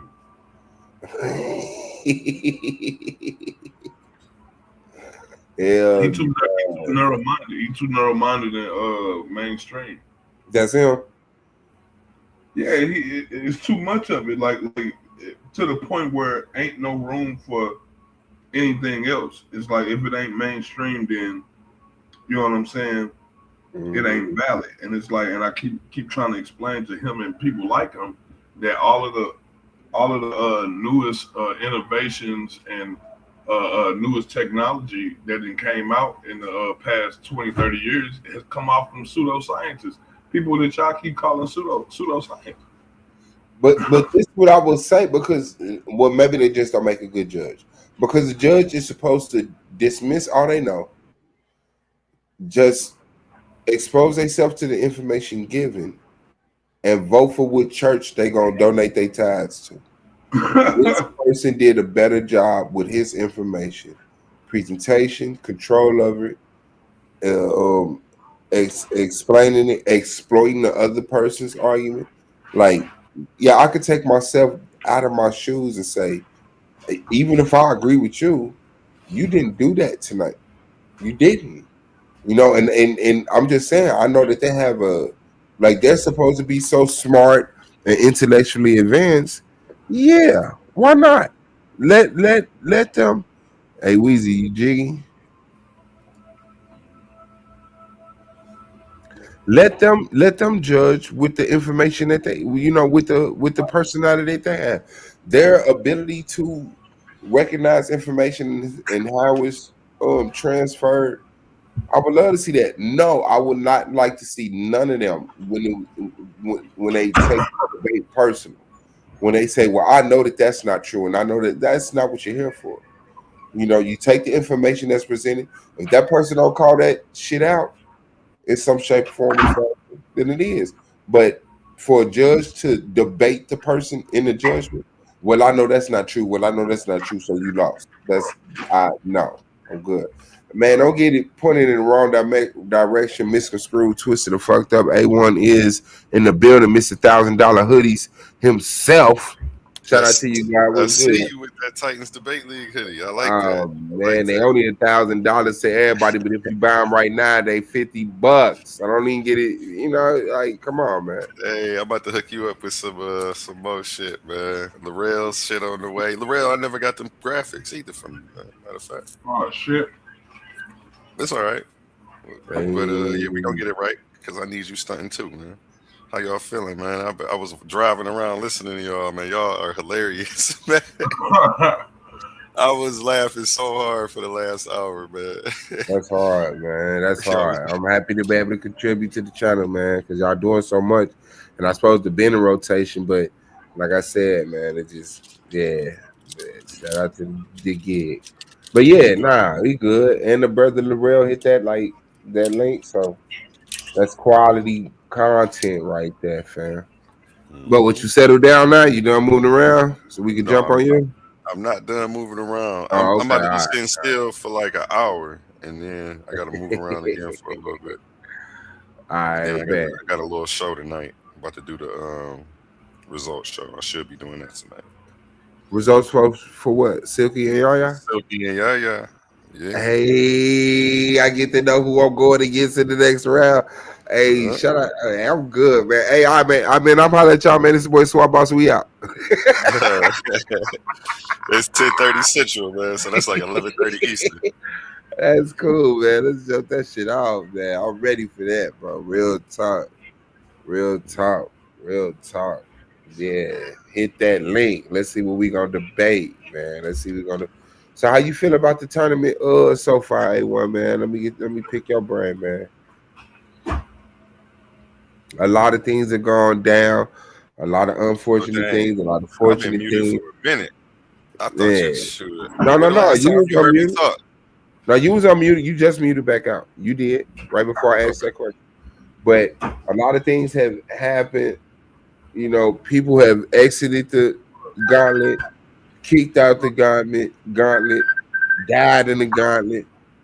Man, how are you enjoying it? And two, just like how you feel about it overall, man, from whatever hat you want to wear.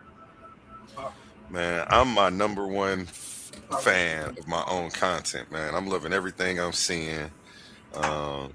I'm happy the involvement I'm getting from and participation from all the debaters, like even stuff like you hopping up here right now, going over highlights from the people who help with the graphics, and you know, everybody supporting in the stands with the comments and the likes. Definitely the donations. Don't forget to hit that Cash App up, $ Titans Debate League today. Appreciate you. Yeah, man, I'm loving what I'm seeing. It's my first tournament, so this is better than anything I could have imagined. It's going smooth. The hiccups have been real minor. Still a learning experience for me because, again, it's my first tournament. But, you know, I think quick on my feet. I see you, Lorel. Fast. And I got a bunch of people around me who been in the game for a minute, you know, like you, Lorel, a few other people who keep me from stepping into quicksand and making the big mistakes, you know. So appreciate y'all. Man, it's lit, man. 2025, this is the hottest tournament right now on YouTube. If you're not tapped in, I don't know what you're doing, man. That's a Googleable fact. That is a Googleable fact. If you Google what's the hottest debate league tournament going on right now, A1 would jump up on that screen. Lorel, what you got here, God? I was gonna show A1. I'm shout out brother Lavelle. Look at the Baby Noble story, cause coming along and shit. Oh yeah, we about to come back to that. I'm in the background fucking with, like, I ain't let. We about to come back to that. I need that commercial from you though before that, and then we are gonna get to that this week. This week I'm gonna have some time. I'm gonna have more than some time because I'm trying to sit down with you and iron out the kinks to finish this tournament off. So our advertisements is looking right, and everything's coming back to one source. Shout out Ruben in the building. Ruben in the back. You want to pop him Yeah, up? please don't get it twisted. Put it in the wrong direction. Mr. Screw the fucked up. 1/50,000 of King Naga of the Naga world villages in the building. Shout out to King Naga, man. Them niggas deep. What's good, guys? What's good? Already, man. Already, God. Man, you know what? I'm realizing I'm the only person on the stage right now that ain't debated you, man. We need a topic, man, and a title, man. We're gonna have to get it in, man. The King Naga bump. He trying to get that King Naga bump up out you. I'm talking about you, Swab. You done already debated King Naga. Oh, and me? you debated Ruby, yeah. You debated Naga? I ain't debating none of them, but you debated everybody else up here. You might as well. I gotta take it up. some type of way. Man. Definitely honored, bro. I ain't gonna bullshit you, bro. Shave my fucking head and tear my clothes. I'm honored, my nigga. Yeah, let's get it in, man. Figure something out, man. I'm about to come back out of retirement. I should debate everybody that's in my league, but I'm gonna let y'all get it in for right now. After the new year, you know what I'm saying? I might throw that cape on. Come through and save the world from you pseudos. You feel me? Ain't no wrong with it, man. Ain't no wrong with it, guy. Ain't no wrong with it. Yeah, man. Like I said, I'm excited about it, man. The results are coming up later this day, later tonight before you go to bed. Like, it's close. You're gonna be rubbing your girl feet, but you won't be all the way tapped out. So make sure y'all tune in later tonight for the results show between the two Titans, Yaya and Silky. But yeah, man, we'll see. And then the winner of that determine who goes up against Swab Boss in the next round. And then we got Honey waiting on that shit to go down because Honey's going to the fucking semifinals. No shape, form, or fashion is she not. The west side of that bracket is a very gruesome. Yeah, that's like the west side of the bracket is got all on it, nigga, and the other side got, you know. Yeah, for the landmass. But if I have to say for myself, don't get it twisted and acting like I didn't come in this motherfucker and have to face King Naga on my first round. Like shit happened. It's a very fortunate shit happened for me, but real talk, I had to yeah, I didn't debate Silky on my first round. Sorry. Silky. Cause my first opponent in the bracket retired when he saw that matchup. But I ain't gonna say no. I ain't gonna call no name. Takari. Was I right? My bad. I ain't gonna call no names, dig. But yeah, man. But man, salute to all the Titans, man, all the spectators. You know, whether you love or hate whoever, as long as you're here participating, hitting the thumbs up, hitting the thumbs down, leaving a nice comment, a fucking negative comment, you make the channel pop. You'll get blocked, but you did your part in making the channel pop. You know what I'm saying? Shout out to you, though. I'm not mad at you, man. That is your phone, and you can express your feelings in the chat with your phone, but you might get blocked. Sorry. Unc West. Yeah. I'm not big on censorship, man. So you got to say something crazy to kind of get blocked. Like, like me, I'll be like, leave the chat alone, leave the people alone. The people in the chat, like, leave them alone, like, because they still interacting. Positive or negative. So you really got to be assaulting somebody's character in a crazy way for me to. Yeah, like JJ 7000 got his shit taken because he was in there hating. Yeah, I get that. What happened with that? Because I missed all of that. Y'all told me y'all handled that for me. Hey, listen, Checkmate got so much of that recorded. First, I appreciate y'all for doing that, but what happened? I missed it. Man, Checkmate got so much of that recorded. We got to get with the God and have her line that shit up for us so we could watch it in the background and set up some content out of it, or we could just freestyle that shit. But yeah, she said she got that shit. Because y'all said, y'all threw him out the door like Jazzy Jeff on Fresh Prince. Man, listen, man, saying some crazy stuff, but I appreciate y'all for holding it down, man. Team Titans. Maybe he ain't think the team was loyal like that. Like y'all was just gonna let him talk bad about me while I was gone. Man, that nigga never gave me no motherfucking hoodie.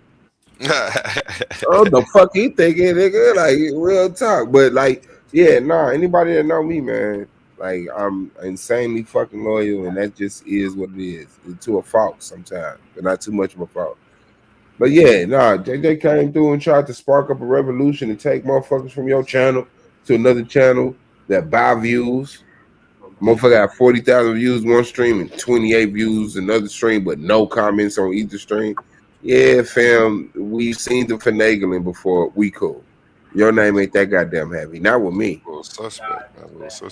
I definitely grew mine organically, man. People was telling me, go ahead and buy the views. I'm like, one, I won't know how many people I actually have once I do that. So I don't want to muddy the waters because I actually want to study these statistics and use them to grow once I figure out what's working and what's not. So, that skews the waters on doing the stats on my own ish. Buying views don't work until you have views.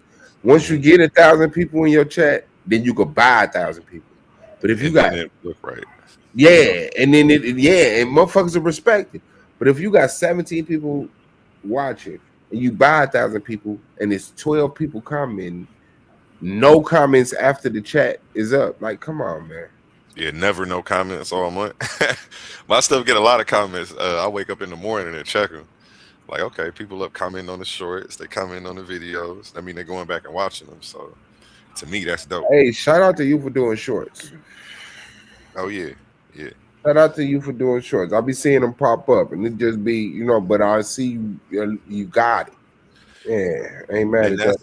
That stuff definitely helped my watch hours. I noticed I was looking at some of the other people who do what we do, and I already have more videos, or about the same amount of videos that they have, but it's because of the amount of shorts I'm putting up at a time. And I fell off for the last like week and a half, 2 weeks on that, but I'm about to get to pumping them back crazy. And I've never been part of a StreamYard that had these many sound effects. Hey, shout out to you for paying the big budget. You got me fucked up. I'm about to go up one more, so you know. Nigga, I got motherfucking AK-47s in this motherfucker, man. Come on, man. Stop playing with me, man. He gave me the keys to the Rover truck. Just don't dent my rims, brother. Ain't it? On my life. Like, listen, man. I was tripping. I didn't want to rim. But I know a nigga that. Yeah, dog. But yeah, that's official. I like this, bro. I like this. And I'm excited to see, because I ain't gonna lie, man. Once that $500 hit a nigga hand, that shit gonna get real. I don't think people believe. Bro, I don't know why you even talking about it like that. I already told you that's my money. Show that bracket one more time, because I want to see who's gonna be facing who in the next round. Bro, ain't no competition. I already took off the best. Man. All I know is $499 in that motherfucker. Bro, man. I already get $1. What's up, Roy Chess? How you feeling? It's on me, cuz I already took out the best, bro. Shout out Roy Chess, man. He hit the panel one day, and I was impressed, man. He was dropping so much game and knowledge. I don't know if he's got a college background, but it definitely sounded like it. He was schooled. I see DC. Morals, morality in the Bible, and a bunch of other stuff. That was above my pay grade, man. Shout out to you. Trying to get you back up here one of these days. That's the fact. Come do a panel. Come do a presentation. Come do a lesson. Come do whatever. Yeah, Roy just got that shit. He's a constant participant in the chat. And to my knowledge, this is new of him hitting that panel as frequently as he had. Yeah, he hit the panel like twice. I see him cooking too. Like, hey, bring out one of them old homework assignments and go over that with us, man. We love to learn, man. We don't care what it is. Whatever you got for us, man. Okay, let's see this bracket. Let me blow my screen up because I'm on the laptop today. I'm usually on the 70-inch. I gotta squint. Okay, we already got Hemi in the second round. So we're waiting on the results from Pan and Anu Kakarot, and then we're gonna see who debates. Ooh, that's gonna okay. Chris Harris and Apollo Bay. I got King J sliding in for Chris Harris. They're gonna face off this week, so that's probably gonna be the last debate. We already have Emmanuel, so he'll be waiting on the winner of that. We got Suave Boss versus the winner of Silky D and Yaya Batu. Okay, so he's already. That's not the semifinals, but we getting there. You got Honey, and she will be advancing to the conference finals. To the conference. That's what they call that, the conference finals? Yeah, it's the conference and the semi. She'll be advancing to the conference finals against one of these gentlemen, and we'll figure out which crash out we're going to bring back. Hey, y'all got to know, I'm voting for Taz.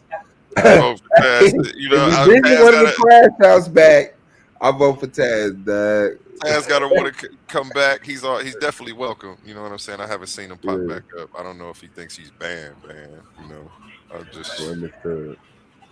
But yeah, he's definitely welcome over here, man. The brother's got some good sources and some. But that's what I was saying. I was just explaining. I don't know if you heard, but I was saying there's more to winning the tournament than debating.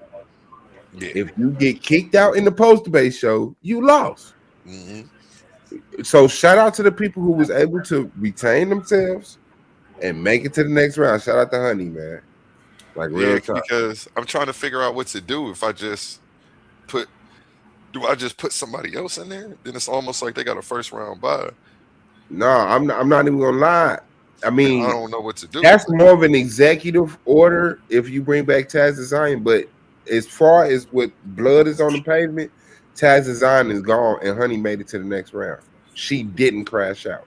She didn't crash out, but she got to debate somebody. Well, so like I got to figure out: am I sliding somebody in there? Am I bringing the crash out back? We gonna bring King Naga back to go against her. You think bring somebody back as a somebody was trying to get me to do like what did they call that? That's called a resurrection debate. No, it's just a real name for that though. You funny, but it's a real name for that. When they come back around on a wild card or something, I don't know. What homie called it. He played his position, bro. He played his position, and Taz's Zion actions allowed for him to be brought back. I mean, it's more people who lost in the first round than just him. So I'm either gonna have to they're gonna have to play pseudo or facts for it or something. You feel me? I get what you're talking about, like a round robin. Oh, Bosco and Naga. Because there's a way where the loser can come back around. Or it's usually the losers, the people who lost, they go down and have their own tournament, and the winner of that could come back as like a first. I forgot what they call it. Yeah. Hey, look, you got to play in like the NBA. You know, they got that little play-in tournament before the playoffs with the teams play to get in. But Bosco abandoned the station, right? As far as I know, right? Oh, he abandoned shit. So you know what? That's what we got. Look at the wheels turning. Your mic went out. What we gonna do? I think you got a phone call. Hey, Naga might not be back in this bitch, nigga. The fuck y'all talking about? Hey, that I see where you're going with it, and I think that's a good idea, and it'll be good content. You know what I'm saying? But yeah, it's like have a play-in tournament. The face Hunter in the next round. Huh. Suave thought he did something. Guess what, nigga? Woo, yeah, I'm for that. Hey, I'm 1,000% for that, bro. That'll be a hell of a curveball that'll spice that thing up. I ain't gonna lie. I don't know how you hold that motherfucker when you throw it, but that motherfucker is a curveball, man. A1 is back after that phone call. Yeah. I'll let him load in a little bit. I don't know what the last thing was. Oh no, you were just saying, you know what? Matter of fact, that's what I think I'm gonna do. That's what the last thing you said. Oh yeah, okay. What I'm gonna do is I'm gonna have like a gauntlet tournament with all the people who lost in the first round, and the winner of that is going to get to come back to face Honey Clark. So anybody who does want to put in that work, I'm going to figure out how we're going to do it. I'm not Okay, let me ask you this though. Debates, but I might do something like every man for himself, like a Royal Rumble or something like that on a given topic. Okay, let me ask you this though. Mhm. Are those debates paid debates? That'll be different. I don't know. I got 50. You got a couple dollars on it? If you got a couple dollars on it, I'll match you. I got a couple dollars on it. I don't care what I don't care what I gotta be- do, man. If I gotta go DoorDash or sell waters on the corner like them little kids in Atlanta, man, we gonna get the money up for you boys, and we gonna make it happen, man. Suave said he gonna match, man. The losers go through a bracket, and the winner of the bracket get $50.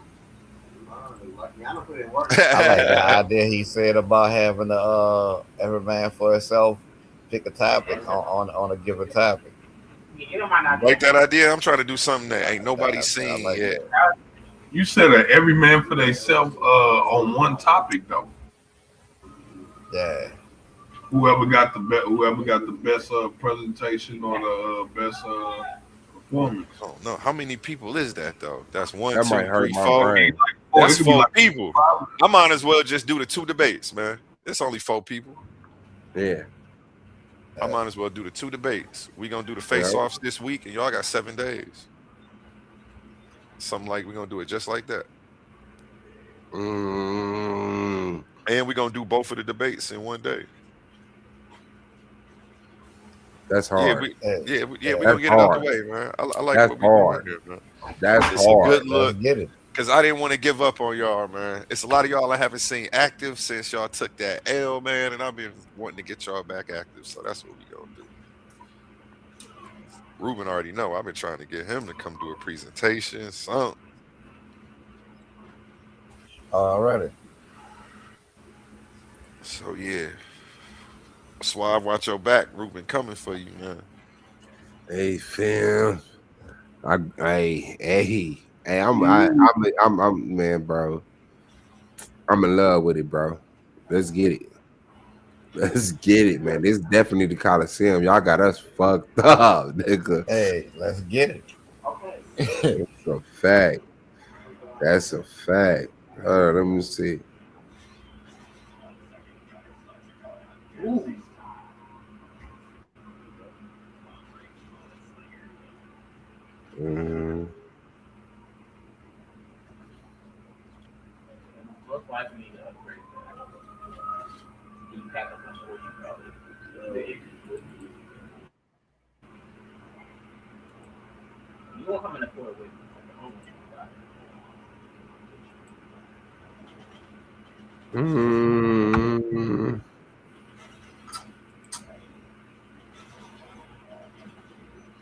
Now peep this out because I'm so engulfed in this shit.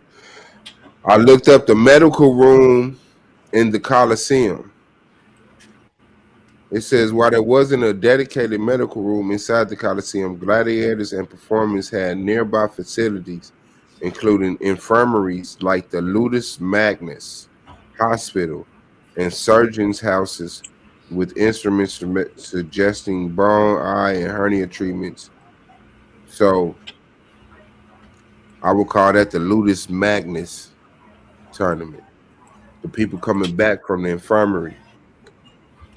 Like they lost, but they survived. They didn't die, nigga. Now they back. The Ludus Magnus, nigga. Hey, just keep it with the theme of what's going on. That shit hard, man. Hell nah. All right. This is attorney. Shit, I don't know. You know we got that Titans mixtape dropping soon too. I need a spot. Now on my spirit. We got Larrell making some of the beats. I'm making a few of the beats. Here goes one of the tracks he put together. They wanna douse my flame and claim my intellectual likeness. You can catch me in the gauntlet with a roster full of monsters.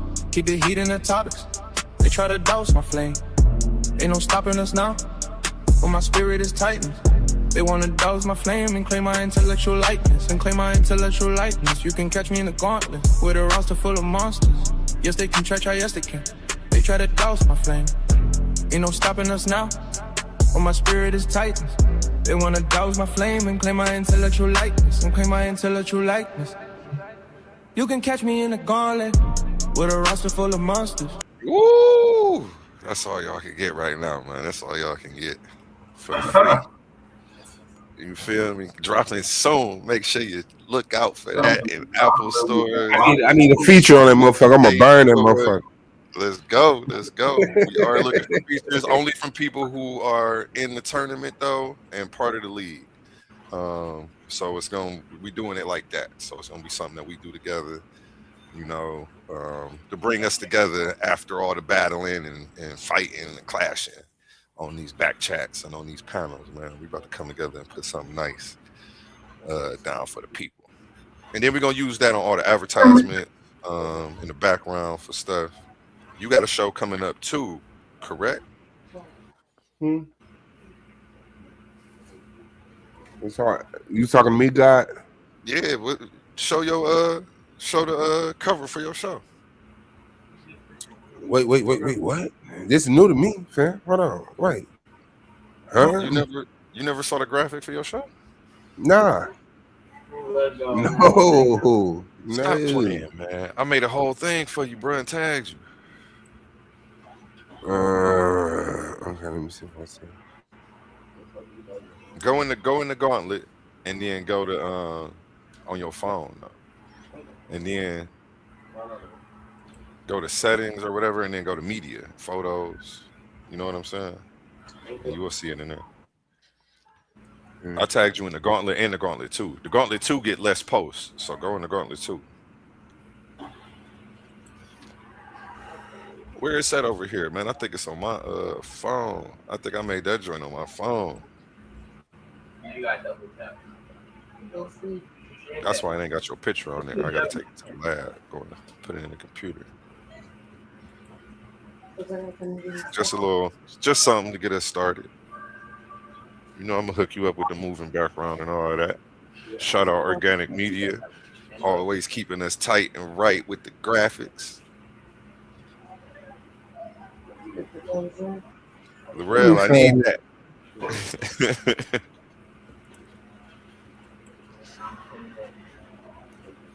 You said go in the chat and then go to what? You said settings or some shit? Yeah, settings and then click on the media files. Yeah. See? Okay. Yeah. Your brain has failed you. The ultimate quiz of uncommon knowledge and logical absurdity. When you get external, internal shade, and participation trophy. Hosted by Swab Ball. See it. Yeah. Exactly. Wow. Your brain has failed you. Yeah, God. I didn't even see him post that. That's hard. That's hard. Yeah, that's definitely behind, bro. You gotta catch up, bro. No, man, it be like that sometimes, man. It be like that sometimes. I'm in tune now, though. I posted that Friday. Or maybe it was Thursday. Yeah, because Shecknut tagged you too. She said she was about to help you get it together. Yeah, oh God. Appreciate you.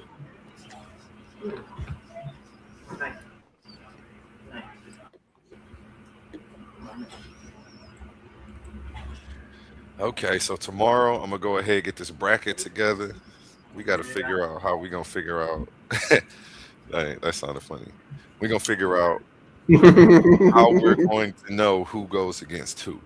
So I might have to do a little lottery, or like I said, I might do pseudo or facts. Have them play that to figure it out. Matter of fact, that's what we gonna do, man. That's gonna be the system. Well, you could do like the Coliseum and let the people choose. Let the people choose who they want to see. Who do you want to see? These are the losers. Who you want to see go against who? Okay, No, we're gonna have an open panel this week. They're not the losers. They're the injured, the recovery from the injury list. Yeah. Well, I don't like ain't no losers in the fucking Titans, nigga. Yes, I mean, that's ain't no losers, nigga. They just ain't no champions, nigga. Right. All I know is I won. But I get it. I get it. So yeah, the people coming back from the Ludus Magnus Hospital of ancient Rome. Like, yeah. But like real talk. Let the motherfuckers choose like Pontius Pilate. Who you want to see go? Oh, had the whole crowd choose their ass. Man, dog. Let me get out the way. You okay, baby? I ain't gonna lie, you gotta customize it. You ain't got to go get shit. I mean, baby, you don't have to go eat anything. Relax. Huh? I ain't got no time. Okay, it's two of us. Woman, you're not gonna control me. I'm the man in this house. Now put my foot down. Shout out to the queen, man.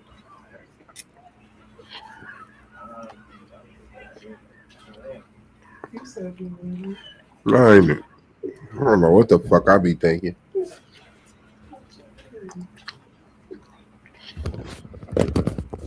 I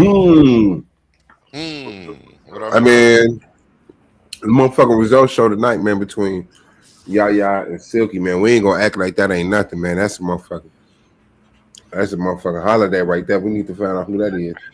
So we will see what's going on next round. They said you eat ice cream from the carton. From the carton. On the black woman. That's on the black woman I do. You goddamn right. Hey, look. And then this I fucked up it is. I put a little chocolate syrup in that motherfucker, man. I put my little. You was the fat motherfucker. Oh man, hey, listen, man. I was raised by Darlene and Alan Wild, man. I'm definitely a nigga. The 6X hoodie and shit. Hey, look. This is how I do it when I'm done. I just drop the fork in there, put the top back on and put that shit back in the freezer. Hey, big ass hoodie, little ass logo looking boy. Big hoodie, little logo, medium hood having ass motherfucker. Small pockets having ass motherfucker. And put your hands in your front pocket. Nah, real talk, this quality. Well, I ain't gonna lie. I ain't never worn no Louis, but I can imagine this what it feel like. You funny. Man, I ain't gonna hold you up, hold you the down. best for my debaters, man. Only the best. Yeah, man. dog. You still got something coming for Winning Pseudo or Facts. Larrell got some t-shirts coming this week too, so I'm gonna put both of y'all stuff in the mail at the same time. Hopefully, Yeah, I can't wait till y'all start making shorts and pants. Larrell, I'm gonna really have some clothes. Oh yeah, I do all that too. I mean, coming soon. So we'll talk about that because I don't want to keep giving you the same stuff. So if you win another game show or an exhibition debate, pop up and you take that, I'll put together you a jumpsuit or something like that.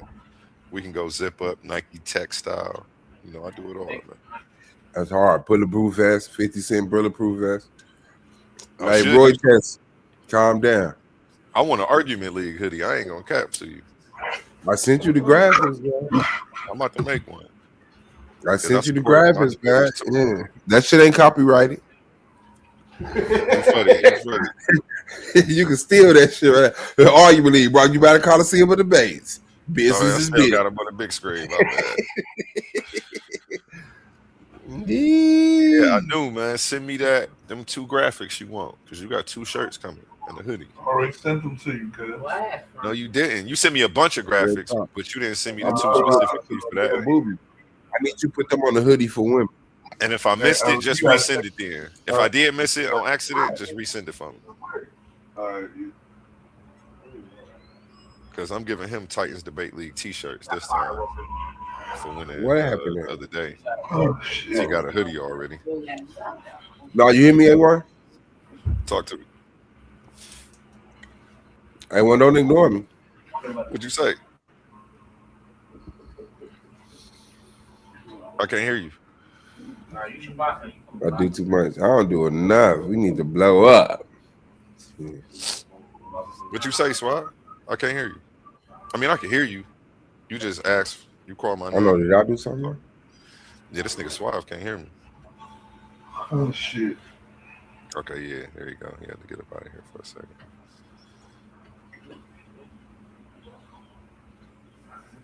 Yeah, man. You ever debated Ruben? Nah, man. Nagas don't debate Nagas. We don't debate each other. Yeah. You do. I like it. Understood. Always in the rules. We don't debate each other. We'll debate each other in our own group, though. Yeah. Oh, okay, I thought I was tripping.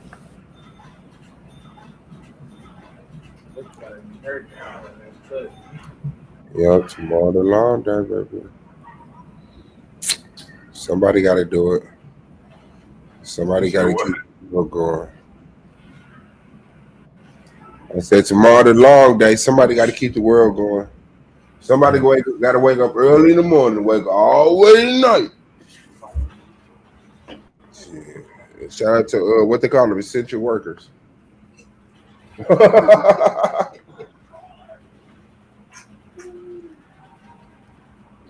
Shout out to the people that wake up 2 hours before everybody else to make sure the world is already going. Shout out to Larrell Burns for his beautiful ass presentation.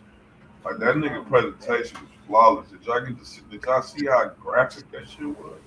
Shit was wild.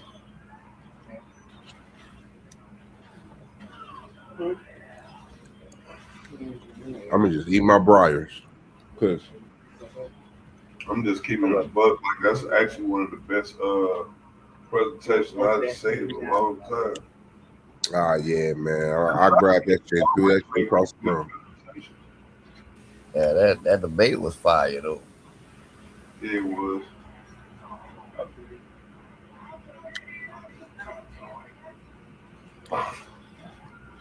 So what you think, Ruben? Obviously it can't be a toss-up. Well, it's like even though I am biased and all of that, you know what I'm saying, I would like I'm gonna stay there for the fact that that they gonna say it anyway. But I gotta go with my dog. I gotta go with my American Naga shit. You know what I'm saying? And Yes, buddy. Yeah. Okay. Hurry up back.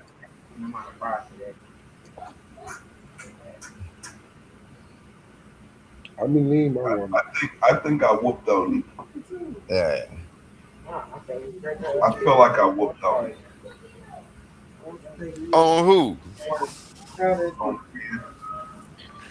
I want to debate all of y'all. Y'all lucky, right? I'm the host. I don't know what makes you want to take 16 Y'all all in a get row. this work. Every last one of y'all will get this work. Oh, I don't know why. Why you want to take 16 ass whoopings in a row? I can't wrap my mind around it. Hey, that nigga challenged the whole league. Got whooped consecutively. You know what? I'm about to go through all of y'all in like 2 days. I'm gonna do 16 debates in 2 days. Nigga. Hey, mandatory debate, nigga. You don't show up, you out the tournament. Wake up, nigga. Yeah. Hey, I'm with it, man. I'm with it. I'm gonna have to find some separate judges. I'm gonna have to let somebody else get that set of judges. Because I don't want to use my judges on that. Because I don't think my judges can, it's an inherent bias set in. If they You don't trust the Titans? I think we should use, I think the bar baddies should judge. All right, that's how I like that. I like that idea. What you think, Anu? I don't know, man. I don't trust they judgment. That nigga don't like women. He said he don't know. That nigga like, man, we know what the fuck they gonna do. I Shout out Michigan's Natural Living, man. Haven't seen you hit the panel in a minute, brother, but it's all right, man. Appreciate you for hitting for putting that in the chat for me, man. I'll be slipping. Knowing I need some support from the community. Yeah, Sadiq the judge. You're a good judge. Yeah, that'll be fire. Sadiq, we supposed to be working on this show coming soon, man. Shout out Sadiq, wherever Sadiq is, man. Yeah, I don't think he likes me. I don't think Tahim likes me.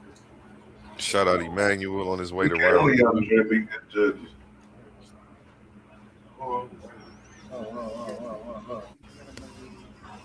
I do Sadiq, DeAndre, and Steve. Those are all great dynamics. yeah.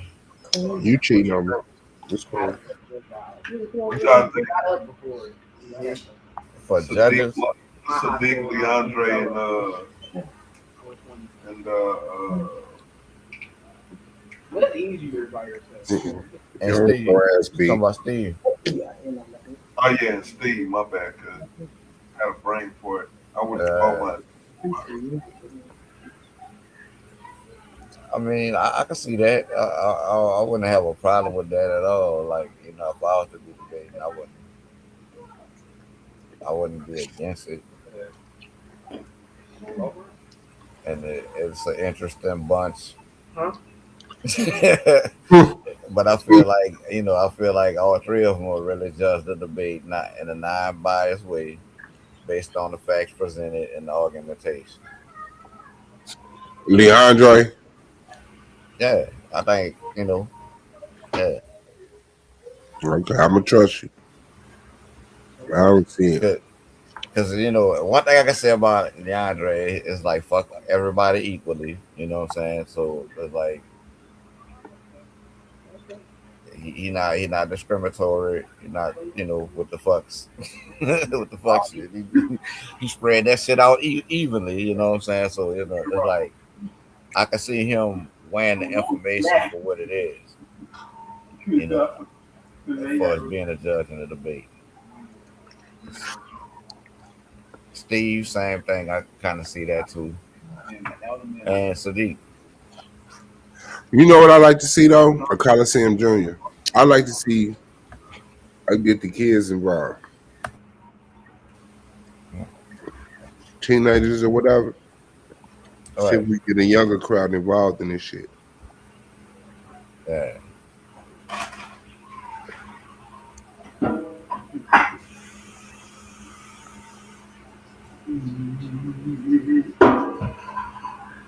That'll be. I think that'll be interesting right there. Yeah. Oh, yeah, mom.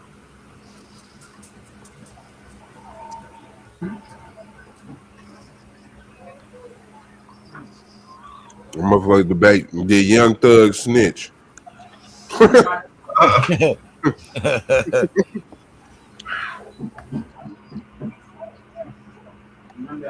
a 50 Cent debate. Hey.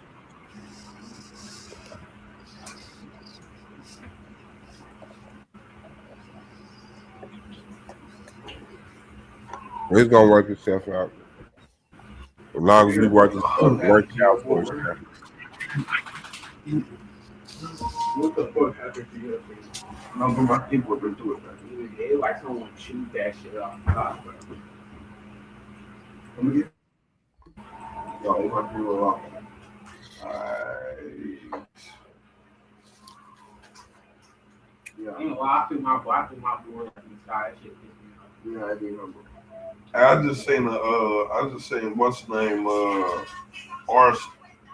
I just seen him battle rap again.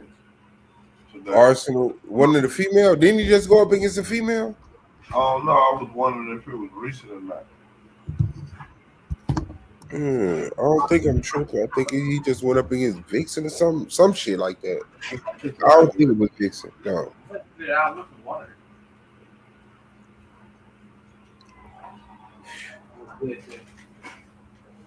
But I did want to do a panel on like ancient advanced technology, out of place artifacts and shit like that. Because I believe that humans were more intelligent in the past than we are today. And this ain't our first time reaching an impressive level of technology. You know, like I look at a lot of them diamond cut, not even diamond cut, because they don't even know what they cut them with. But like I think our strongest like drill is like diamond tip drills, and they can't even replicate these doorways. Like there's like doorways that go nowhere. Like if it was value today, it'd be like a $60,000 doorway that go nowhere. Like, come on, fam. They was teleporting through that shit. I don't know. But yeah, it's a lot of shit that's out there that to be looked at. Bro. Remember what's the name of that hammer that got found in that stone? If I was a petty nigga, I would have challenged you. Right. I'm gonna bring that shit out. Nah, it's some legit shit though. Okay, just don't get lost. You said what? All right.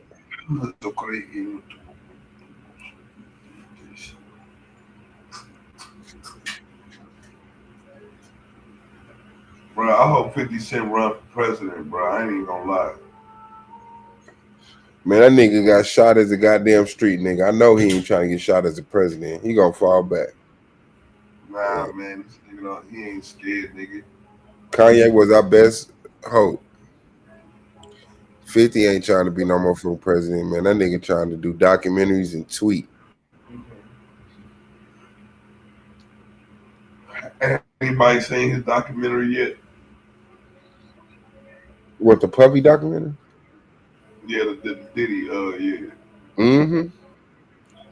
Yeah, we were watching the other day. Yeah, I had seen the first part, and then I thought it was only one part, but the sisters was like, no, it's like 4 parts, and they had ended up showing the second and third part, and then I went and found the 4th part. You thought it was 1 part too? I ain't never seen none of it. Oh, yep, it's 4 parts, about an hour long each. Is it worth it? Yeah, it was. Yeah, because it's dry out here. It's worth it. But another thing I watched today, I ain't gonna lie, the Dave Chappelle stand up. Dave Chappelle got a new stand up on Netflix, man. Hey, that nigga, if you're a Dave Chappelle fan, that nigga killed that shit, dog. Your headphones? How? Didn't he get some backlash for that shit?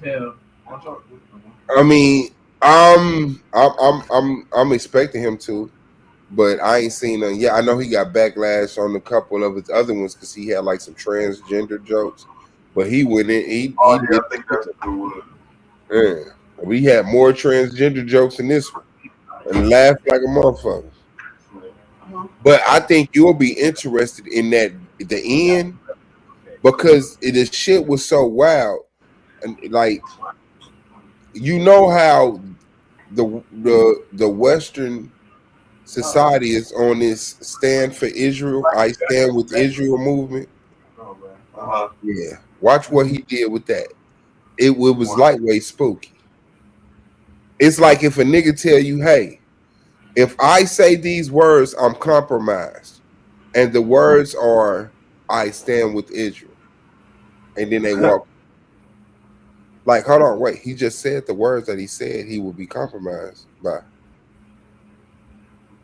Like, dun dun dun.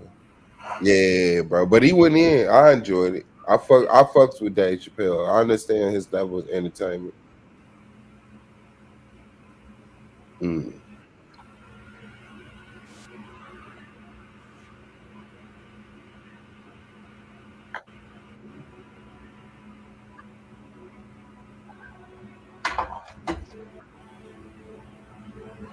What we got going on, man? Yeah, I'm waiting on these results tonight. Shit, I ain't gonna lie. He said it's supposed to be popping up at 10:30. I don't know. I'll probably knock out sleep out there, bro. Oh shit. Okay, let's go. We are so close. I genuinely believe the feds were fully involved at every layer of this. And we're going to go, pardon me, Fort Huachuca in Arizona, a story that we told that made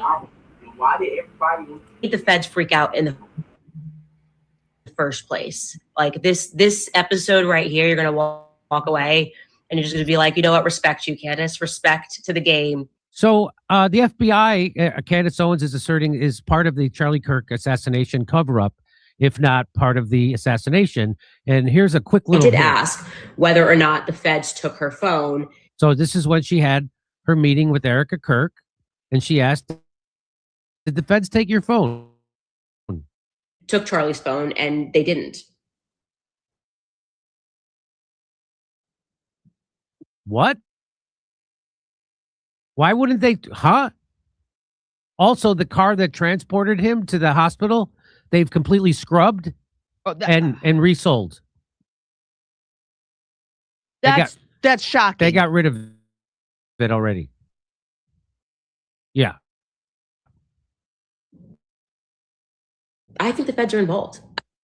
So let's play that again. I did ask whether or not the feds took her phone. So I agree with her. His phone, I think the feds are involved. So here she is again. So look, I'm going to be honest. I've never played chess before, but I do the game the feds are playing, the military is playing. It's basically a psychological operation right now, employing all their troops yesterday to call me a fraud. Everyone stop watching. Kansas has been bought and paid for. Like, we were so botted yesterday. But obviously, I have been saying stuff for a long time. I have always known that you have to pee to separate the wheat from the chaff. I'm going to tell you guys, we have photos. I've never shared this before. We have photos of Charlie's SUV after the assassination. That's A. B, I'm now going to tell you how the feds were involved at the hospital after Charlie's assassination. I'm also going to tell. So the feds at the hospital, after the surgeon was working on Charlie and he was pronounced dead, the surgeon wanted to go back into the operating room and clean up the body for presentation to his wife. That's normal. The feds stopped him. The The feds would not let the feds at the hospital wouldn't let the surgeon go back into the operating room where he just was. So the surgeon made a phone call, this is according to Candace, and talked to somebody at a high level in government. And then the call came back, the feds had to let him back in. What? Isn't that weird?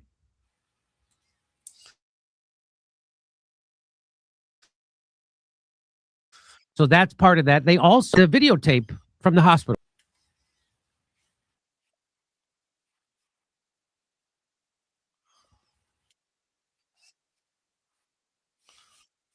I know they're gonna get Candace though.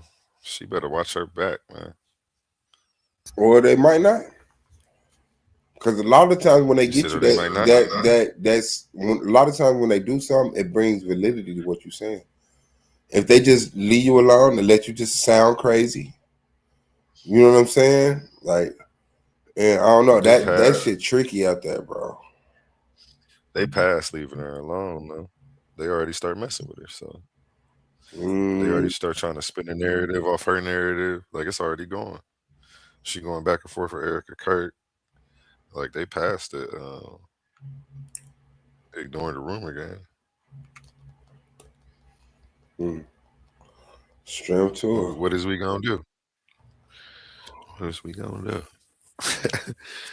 It's funny, they moved right over from Macron and the French Prime Minister, whatever, straight to this. She was beefing with them about that.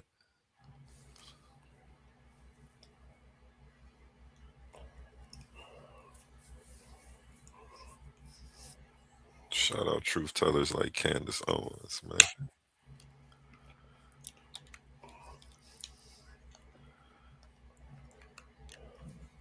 The ice cream gone, man. You can quit scraping the side of the carton, bro.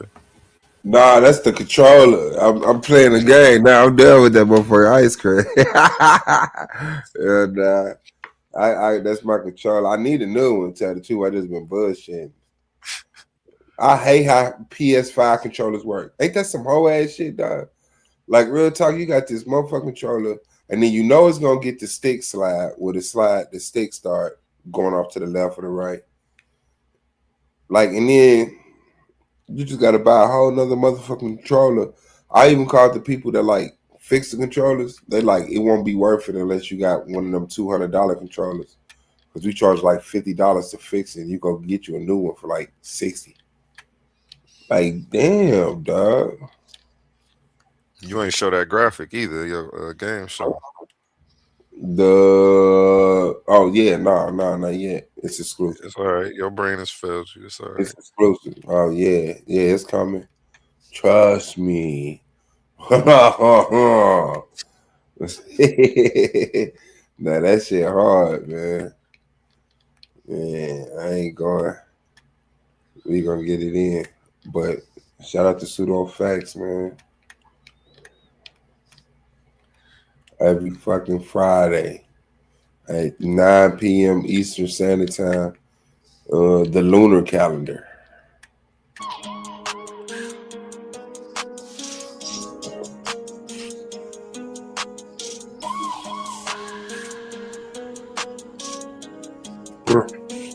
Is that pseudo or is it vision facial?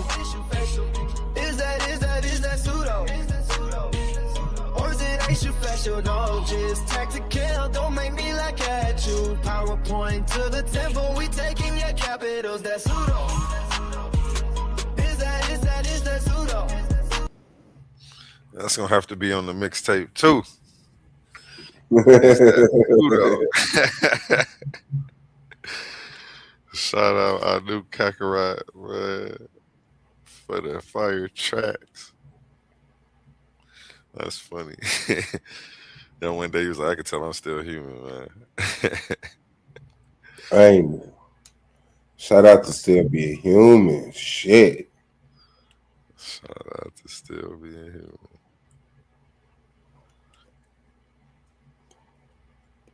I'm looking for a watch video one time, man. Where should we go to?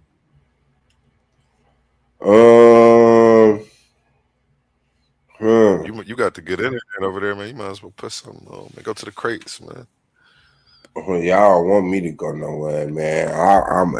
Hold on. We want you to go to the crates, bro. You got all that classic footage.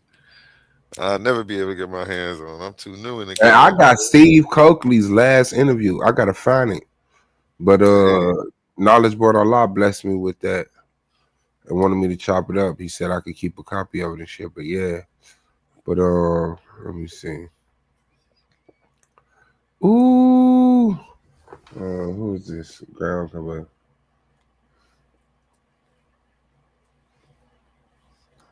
I'm ready. Let me see.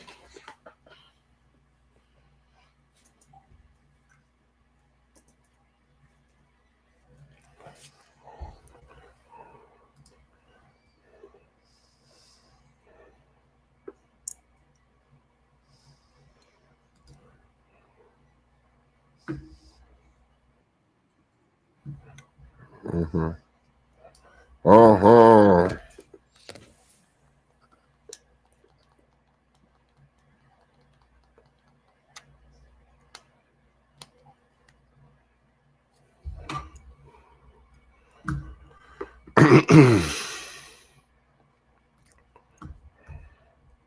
Let me see. Share screen. Y'all ever heard of the real Merkaba? Nah. Okay.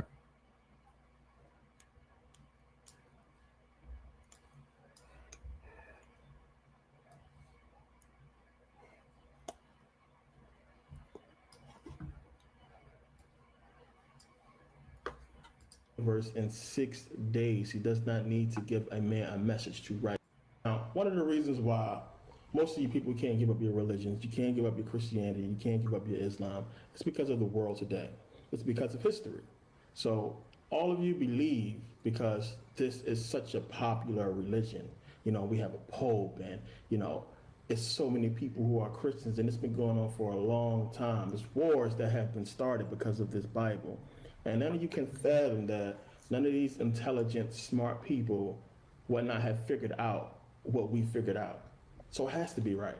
Because these intelligent, smart people who run in the world, who are, you know, major celebrities and who are people in power, they are smart enough to figure out what that book is saying. So who are you to understand what the book is trying to say? And you're nobody. They would have figured it out on their own. This is one of the reasons why people stay in religion, because they just think there's no way it can be wrong. And people like us, we just, we're crazy. We just cuckoo. We just, we're Satanists or we're demons or something like that. The proof is out there. You have to understand that people who are in power, who are perpetuating this whole religion thing, are behind the religion and they want you to fall victim to it. But, as I said plenty of times before in previous videos, there's something else in these religious books that's not for you. And I'm going to show you what that is. There's something else in these religious books that they don't want you to know about. It's not for you. You are to learn the surface religion, what the book is talking about, straightforward. You're not supposed to know what I'm about to show you in this video. So I'm not going to talk so much. I'm going to go right into the information and we're going to get started. So let's dig into something that people just don't want to realize. They just don't want to read it and understand exactly what it's saying. So let's look at 2 Timothy 3:16, King James Version. It says, all scripture is given by inspiration of God and is profitable for doctrine, for reproof, for correction, for instructions in righteousness. It does not say that God told men to write this book. It doesn't say that. It doesn't say God just said poof and the book fell out the sky complete. It does not say that God came down and whispered in some men's ear and said, hey, this is what I want you to write. It says inspiration. And you know what inspiration means? Inspiration. Okay, let's take a look at the definition of inspiration. Inspiration, the process of being mentally stimulated to do or feel something, especially to do something creative. A sudden, brilliant, or timely idea. This is the definition of inspiration. It doesn't mean that God came down. Which is the bullshit in the conversation, because you know how much stuff is inspired by God? Like people kill people in inspiration of God. You know, people do some very wicked shit in inspiration of God. So it's like the way that we was fed the Bible is that, like I ain't gonna lie, in the early stages, it came off like God gave us a book. It was like, no, he gave us a book through people who were revealed certain information. And then you found out, like, what does that look like? That looked like somebody going crazy for a minute and then coming back with some shit. Talking about they was inspired by God. So that was important to me, because like I say, the way that certain shit is sold to us, especially black people, you know, they try to keep us as ignorant as fucking possible. But yeah, just keeping it real and seeing what it says within the Bible. In the Bible, it says they're inspired. The Bible, like, that's just it. Man was inspired. They're thinking about what is the world, what is okay, and then they come to some conclusion. Yeah, there's a creator, and now they're inspired to write about what they think that is. Even if it's a lie, it's inspired by God. You know? Oh shit. Yeah, I can't make it no plainer than that. Let's see that. I'll be back in like 10 minutes. Gotcha. I'm gonna be listening though. Doesn't mean that. If God can create the whole universe in 6 days, he does not need to give a man a message to write a book. Now, forgive me for being a little condescending, but I know for a fact most of the people who are defending this book don't read this book. I know they don't read it. There is no way you can read the Bible. I'm talking about seriously, really read it, analyze it, study it. There's no way you can read the Bible and come out believing what it says. It's just not possible. Somebody has to interpret to you what they want you to believe the book is saying. This is how they get you to believe, because they are telling you what to believe. There's no way you can read this book for yourself. I'm gonna tell you what happened. Somebody went into the Bible and they gave you a chapter and verse and they kicked some fly stuff to you and it sounded real good and they made it make sense. It made sense to you. So you bought into it and you've been going to church ever since. And every time you try to pick the book up and try to read it on your own, guess what happened? You don't understand what it's saying. You don't understand it. So you go with all of the other stereotypical, you know, the norm of what people are saying about the Bible. And you go along with it because you heard something that inspired you. But it doesn't make the book correct. Now, if you're a person who's watching this kind of video or this kind of information for the first time, I guarantee you, I'm going to explain it in a way where you can really understand it, because we're going to deal with facts. I'm going to do something that somebody is not doing in your church, and that's using a lot of common sense. We're going to use a lot of common sense in this video, people. We're going to really go into common sense hard, but we're going to stick with the scriptures. But first, let me get back to what I was saying. So, if the Bible did not fall from the sky, if God did not whisper in a man's ear and say, hey, write this book, what does that tell you? It tells you exactly what the Bible was saying. Men wrote this book. This book was written by men. Now, what do we know about the men who wrote this book? Nothing. We don't know who they are. We don't know where they came from. We don't know what their agenda was. And another thing I like to say is, let's just say for argument's sake, God did tell a man or whisper to a man, an angel came down and told him, you know, the Holy Spirit, whatever, came and told a man to write this Bible. You know, I want you to write this book. How would we know that it's the truth? How would we know if a man came to us and said, hey, here's a book, God told me to write it? If you're not there, if you wasn't there to hear or see God give this man this message, how can you believe what he's saying is true? How can you go along with something like that? You've never seen God before in your life. You've never seen any angels or anything like that ever before. You never even heard of a person saying or coming to you saying, hey, I walked down the street with angels last night. You know, they came over and ate dinner with me. You never heard that before. Nobody said that. So, or maybe somebody said that. I don't know. Christians say a lot of crazy things. But you never heard that before. So if a person came to you and say, hey, God gave me a message. He told me to write it down. I put it in this book. Here it is. How can you prove that? You cannot prove that. So, we don't know who wrote the book. We don't know where it comes from. We don't have the original books of the Bible. So, what do we have? Let's get into that. Now, I hope we all understand that the Bible is comprised of many different books. There are 66 books in the King James Version, but you have to understand that there were over 500 books that were going to be comprised to the Bible. Now, what we have of these original books, we have copies. All of those books that were used to go into the Bible, first of all, we don't have all of them today, but the ones we do have are copies. We don't have the original. So we know Mark is the oldest gospel. It don't matter if you We have don't have, originals of Mark. We don't have. You said what? I'm just saying, you can have all the originals and wouldn't shit change nothing. That wouldn't change the dynamics of nothing in life. You can have all the originals. Well, it's still mythology.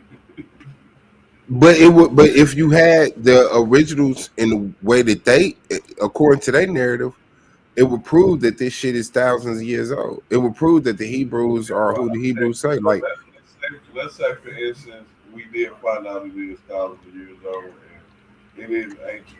That shit still wouldn't change nothing. It wouldn't change anything. I mean, it would for me because, like I say, I don't look at. I don't like. I already know the play.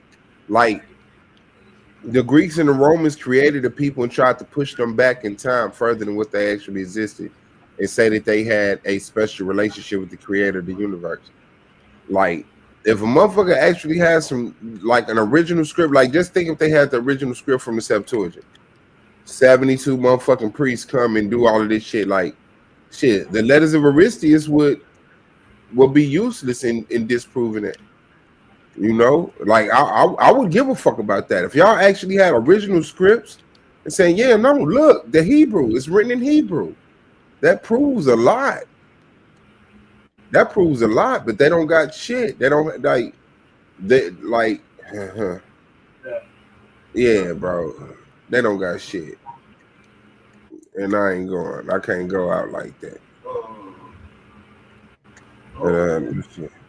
Have originals of Luke. We have copies of copies of copies, and there are thousands of them. The thing about these copies is when you compare them, they all have mistakes. They all have errors. They have things added and things taken away from it. I'm going to show you this in this video. I'm going to prove this. But there are a lot of mistakes and errors in the Bible, which, in these manuscripts as well, which all goes back to what I was saying, God didn't obviously write this book. God didn't obviously, put a spirit on a person to get them to write the book because it would be perfect. It will be perfectly done. There won't be no mistakes. There will not be errors, but there are. There are thousands of errors, thousands of them. So, how do you get your Bible? How do we get the Bible we have today? We all heard of the Council of Nicaea. Everybody knows about the council. We know about what was going on there and what supposedly have happened there. But what they don't tell you is the details behind what happened at the Council of Nicaea. You don't read about this kind of stuff. So when you had all of these hundreds of manuscripts that were going to be comprised to create the Bible, they had to figure out which ones to use. So a master plan was devised to create the Bible, to figure out what books are going to go in there. It was the master plan. It was genius how they figured out how they was going to get all these books in the Bible. This is what they did. Check it out. They said, we're going to take all of these hundreds of books of the Bible that are supposed to be the inspired word of God, from God.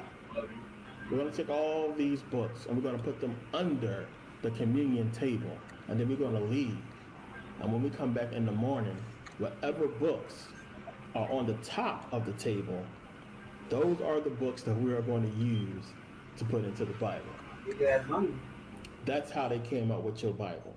So how do we know this is true? Because they wrote about it. Council Papias wrote in the Synodicon, which is like a letter or decree to the Nicene Council.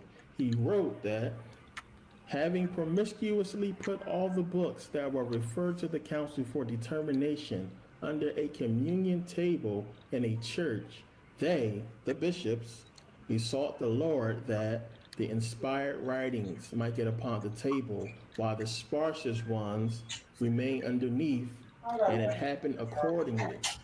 That wasn't dry. So this is how your Bible came to be. This is how they figured out what books are going to go into the canon, what books are going to go into your Bible. So the whole thing is this: if you have a bunch of books that are supposedly the inspired words of God, because this goes back to the question I posed earlier. If somebody comes to you and says to you, God gave me a message to write a book, to write, a gospel, how do you know if God gave him that message? How do you know that? How do you know? So here you have all these books together, all piled up on the table. How do you know which ones are supposedly inspired words of God? How do you know which ones is bullshit? I love you. There's no way you could know that. So they took the books, put them under the table, and say, you know what, we're going to let God sort it out. Whatever books are on top of the table when we come back are the inspired words. They don't say who came in there later or who had the key to the church. Nobody talks about that. So this is how your Bible came to be. So let's look at what happened once they put these books together. Now, first, we all have to agree. We got to agree that that is a pretty stupid way to put these books together. Books that are of such importance, for you to leave it to some kind of, game or some kind of chance, or, for them to do it the way they did it. That should be enough for some people to just say, just based upon what you've seen so far in this video, we just started. But that should be enough for you to be like, I'm not accepting this book. I'm not going to take this book into, my everyday life, my heart as, the foundation of my livelihood, the foundation of my existence is not going to come from this book. Based upon just what you've seen so far, you should be done with it. But I know that's not enough, so I'm going to keep going. But you have to admit that's kind of crazy. Now, something else about the Council of Nicaea that was written about, you have to go take a look. So Bishop Sabinus of Heraclea, he was one of the bishops who was put in charge of what was going on at the Council of Nicaea. So he affirms that besides Constantine the Emperor and Eusebius Philippius, these bishops were a set of illiterate, simple creatures that understood nothing. This is what a bishop wrote by a bunch of other bishops, because I guess he figured out this whole process was retarded. It was stupid. What are these people doing? Most of them couldn't read or write. Some of them they didn't even know why they was there. If you go on to read a lot of the things that was written about what happened at the Council of Nicaea, you'll read about the buffoonery, the unbelievable things that the people were saying and the things that they thought should go into the canon. So, this is something that your preacher's not going to talk about. Nobody's going to tell you. You will have to go research on your own. But there's too many other things in your way, too many other things that you are worried about to go do this research. But you will put your whole life, you will put everything that you believe in based upon this book. And you don't even know how it came about. That's something you need to think about. So, another thing you have to understand is they burned a lot of those books that didn't go into the canon. A lot of those books got burned. When they first took the piles of books and they was throwing them on the table, this is how crazy they did it. When they took, let's say you pick up a pile of books and you set it on the table, right? Whatever books fell off the table, they was burned. They was done. They say, you know what, this ain't one of them. It's going in the fire. This is the process that was used. You can go ahead and read about this. I'm serious. This is some of the things that they did to bring these books together. Now you have to understand that a lot of these manuscripts that are being found, or that was found later on, some of these books are before the Council of Nicaea. They wasn't there that day. They wasn't on the table. So a lot of these papers and a lot of these manuscripts they're finding wasn't even at the council. So it wasn't even included in what you have today. They wasn't even considered. They wasn't there. And some of the books that were saved, because of course a lot of the bishops took some of those with them. A lot of them have them in private collections. So a lot of those books did get saved, but some of them got burnt and they're gone forever. But some of the books or manuscripts they're finding later on wasn't even at the council, wasn't even there. So again, If that wasn't an inspired word, let's just say God didn't inspire this word. Let's just say he did. If that was an inspired word of God, why would you not put it in the book? What you think God would want you to hear it if he inspired a man to write it? What you think he would want you to know what he told that man to say? These are things you have to think about and use common sense towards because it wasn't there. The Dead Sea Scrolls, guess what? They are not in your Bible. They wasn't included. They wasn't found until 1947. So the Dead Sea Scrolls, if it was an inspired word of God, why is it not in your Bible? Why is it not there? So these are things you have to think about, and they're not going to tell you about these things because they don't want you to know. But a lot of these books, a lot of these manuscripts that are found later were not even there at the Council of Nicaea. They wasn't found till years later. So once you got all these books together, once you figured out what books you're going to use, that's going to go into the canon, go into your Bible. Now you have to translate them. You have to translate them from Hebrew, translate them from Greek or Syriac into Latin, because that was the first language they translated them into. So we got to translate these books now. So let's translate them into Latin, one. And then now you have to make copies. Now all of this was done by hand. There was no copy machine, no printing press. Printing press wasn't invented until the 1400s. You know, so they had to do this all by hand. And guess what? When you do something like that by hand, there are going to be mistakes. There are going to be errors. So here, the foundation book of what your Bible you have today is based upon. The foundation book, that's all these manuscripts that they decided they was going to put together is based upon a copy of these books. Errors, mistakes are going to happen. So of course, the Bible you have today is from errors and mistakes. Now, before I go any further, I want to address a couple things real quick. I know how Christians think. I know how you religious people think. And I know this, what I've shown you so far has not even sunk in. Some of you got your arms folded saying, I got my faith on those books that made it onto the top of the table. But I'm going to show you where these books came from. As I said earlier, we don't know where these books come from. I know where they come. I know where they came from. And other people know where they came from as well. And I'm going to show you where they come from. I'm going to show you exactly where they wrote them. I'm going to show you this. So if you got your hopes set on those books that made it to the top of the table, I'm going to destroy that hope, unfortunately. Okay, now, long before the Council of Nicaea ever convened, long before that ever even happened, we have two books we got to basically discuss. We have to discuss the Septuagint, and we have to discuss the Peshitta. Now, the Septuagint is basically the Old Testament translated from Hebrew into Greek. Now, this is a big, highly debated book when you start doing the research. Now, first of all, the Septuagint, we don't have the original Old Testament. We don't have the original Hebrew version of it. Remember, Moses is supposed to be the one who wrote the Old Testament or wrote the 5 books of Moses or whatever. We don't have those books. They don't exist. We don't know where they're at. They're gone. So how do you create a Septuagint? How do you create a Septuagint when we don't have the original 5 books of Moses? We don't have the original Hebrew version of the Old Testament. We don't have none of these. So how do you create a Septuagint? This goes back to LXX. Now, LXX is Roman numeral for 70. So you got L is 50, X is 10, X is 10. Septuagint means 70. So what is this whole thing about? Now, LXX is basically speaking about the letters of Aristeas.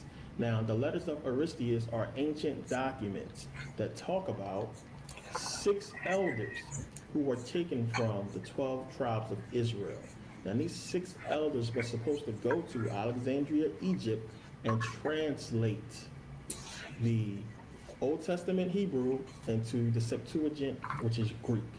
Now, of course, you're going to ask yourself, how did they do this? Since we do not have the originals. Now, understand that this is the only proof that we have that this whole thing took place and that these people had the knowledge of this information or anything like that. This is the only proof that we have is basically this LXX, this letters of Aristeas. We have no other proof. This is all we have. So basically, proof out of nowhere, we get this Septuagint. So we basically have 6 elders from each of the 12 tribes of Israel. Now that's 72 elders altogether. So Septuagint means 70 and LXX is 70, but in actuality, it was 72 elders. So, that's one weird thing right there. Now, I know, of course, you are asking yourselves, how in the hell did these 72 old men translate the Hebrew version of the Old Testament into Greek if we did not have the original copies? How did they do that? So, supposedly the story goes like this. Philadelphia, he was urged by his librarian to translate the Hebrew law into Greek. Now, they had a vast library of books, supposedly, and they wanted to add a Greek version of the Hebrew law to that library. We don't know if they had actual Hebrew versions of the Tanakh or the Torah in their library. It doesn't say. We don't know what they had. We don't know what the elders who was coming there brought with them. So Ptolemy II, Philadelphia, he spent all his money. The letters go into detail about what he gave to Jerusalem and all that, and he freed some slaves or whatever. So the letter goes into detail about what exactly he did to get this done. So in any case, they got 6 elders from each of the 12 tribes of Israel to come to Alexandria, Egypt, to do this whole translation. Now, we don't know what the elders brought with them. It doesn't go into detail on that.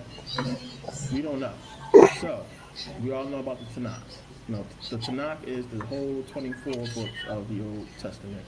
The 5 books of Moses is the Torah. The other 19 will be the writings and the prophets, which will give us the Tanakh, 24 books. Now, we also have our oral Torah. So, people knew the Torah by heart, they can recite it, and people knew the Tanakh, by heart, and they can recite that as well. So these elders, they knew their stuff. So we don't know if the elders came there and recited the whole thing or what. We don't really know. But for some reason, they wanted this copy. And this is how we get the Septuagint. And they supposedly completed this whole task. 72 elders completed this task in 72 days. So this is how the story goes. But almost every All right, I'm back. My bad. You can let it play though. All right. They don't agree on the date of this letter. They believe this letter was written after the time this whole thing was supposedly had happened. And they believe they know who wrote the letter, but they believe the letter basically is bogus. So, they believe the whole thing is bogus because of some questions that you ask yourself when you start doing the research on this whole thing. Now, to be fair, do we have any Greek translations of the Old Testament dating before Christ? And yeah, we do. We have the Raylan's Papyrus 458. It's dated to 150 BC. Now, the whole thing about that is it's just a small piece. It contains Deuteronomy 23 through 28. That's it. No more, no less, nothing else on it. So that's all we got. So, do we know if this little fragment of Raylan's Papyrus is from the whole event that the letter is speaking to? We don't know. Scholars believe it's a copy of a copy. We don't know if it came directly from that time. But what you have to consider is it's dated to 150 BC. The whole thing supposedly took place with the 72 elders doing the translation. Supposedly took place at 250 BC. So we're talking about 100 years prior. Now, these guys were elders, so we're talking about 150, 160, 70 years old they could have been. So if they was 170 years old doing this translation at the time, that's highly unlikely. But another thing is this. It would have been almost impossible, and every scholar is in agreement on this. It would have been impossible for anybody to find 6 elders from all 12 tribes of Israel. One, because nobody knew who the hell the 12 tribes of Israel was back then. Who knew such a thing? They didn't know who they was. 2, most of the Israelites were scattered all over the place. They were scattered everywhere. They've been enslaved. They've been through wars. Yeah, we would have been hard-pressed to figure out, one, who the hell was a Jewish person or Israelite. We would have been hard-pressed to figure that out. So to actually find 6 elders from the 12 tribes of Israel, to actually find these people would have been an impossible task. Now, another thing we have to consider, we have to remember that every Jew knew that the official caretakers of the scriptures, of God's law, was the Levites. Moses himself put the Levites in charge of the scriptures. They was in charge of that and the Ark of the Covenant. Nobody else would have touched the scriptures except for people from your tribe and the Levites.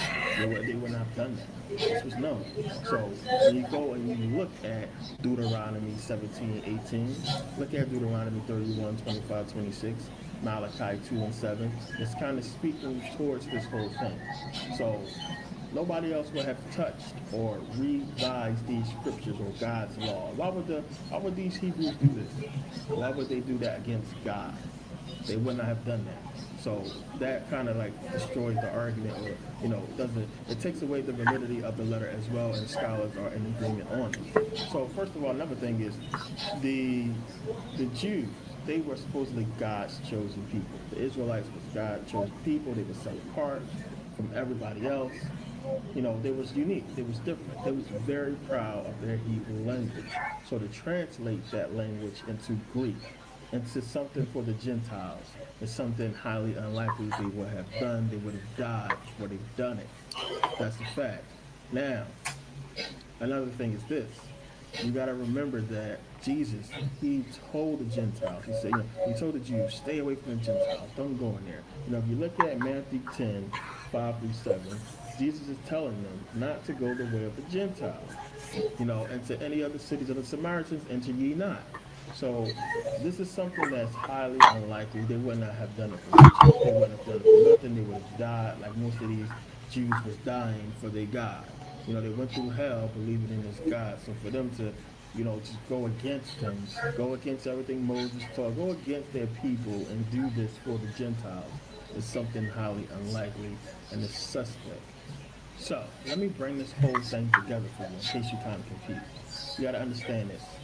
If Moses never existed, if Moses never wrote any laws or anything like that, if the Levites never wrote any laws or copied any laws or whatever like that, where did this stuff come from? So if you're trying to create a manuscript or a book based off of these things that were never written by Moses and these Levites, what do you have to do?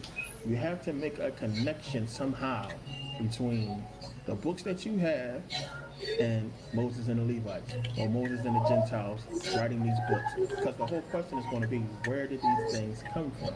So, if you're sitting here today with a copy of the Septuagint, and you're thinking to yourself, well, where did this come from? Because supposedly it should be coming straight from Moses, straight from the Israelites. Where did it come from? So the job of these people who are behind this religion is to make some kind of connection to where we can find out and figure out the inception of the whole Old Testament. Because without that, it's just a book out of thin air. It's just like, okay, basically what I'm saying and what other scholars are saying is they just wrote this shit up from somewhere.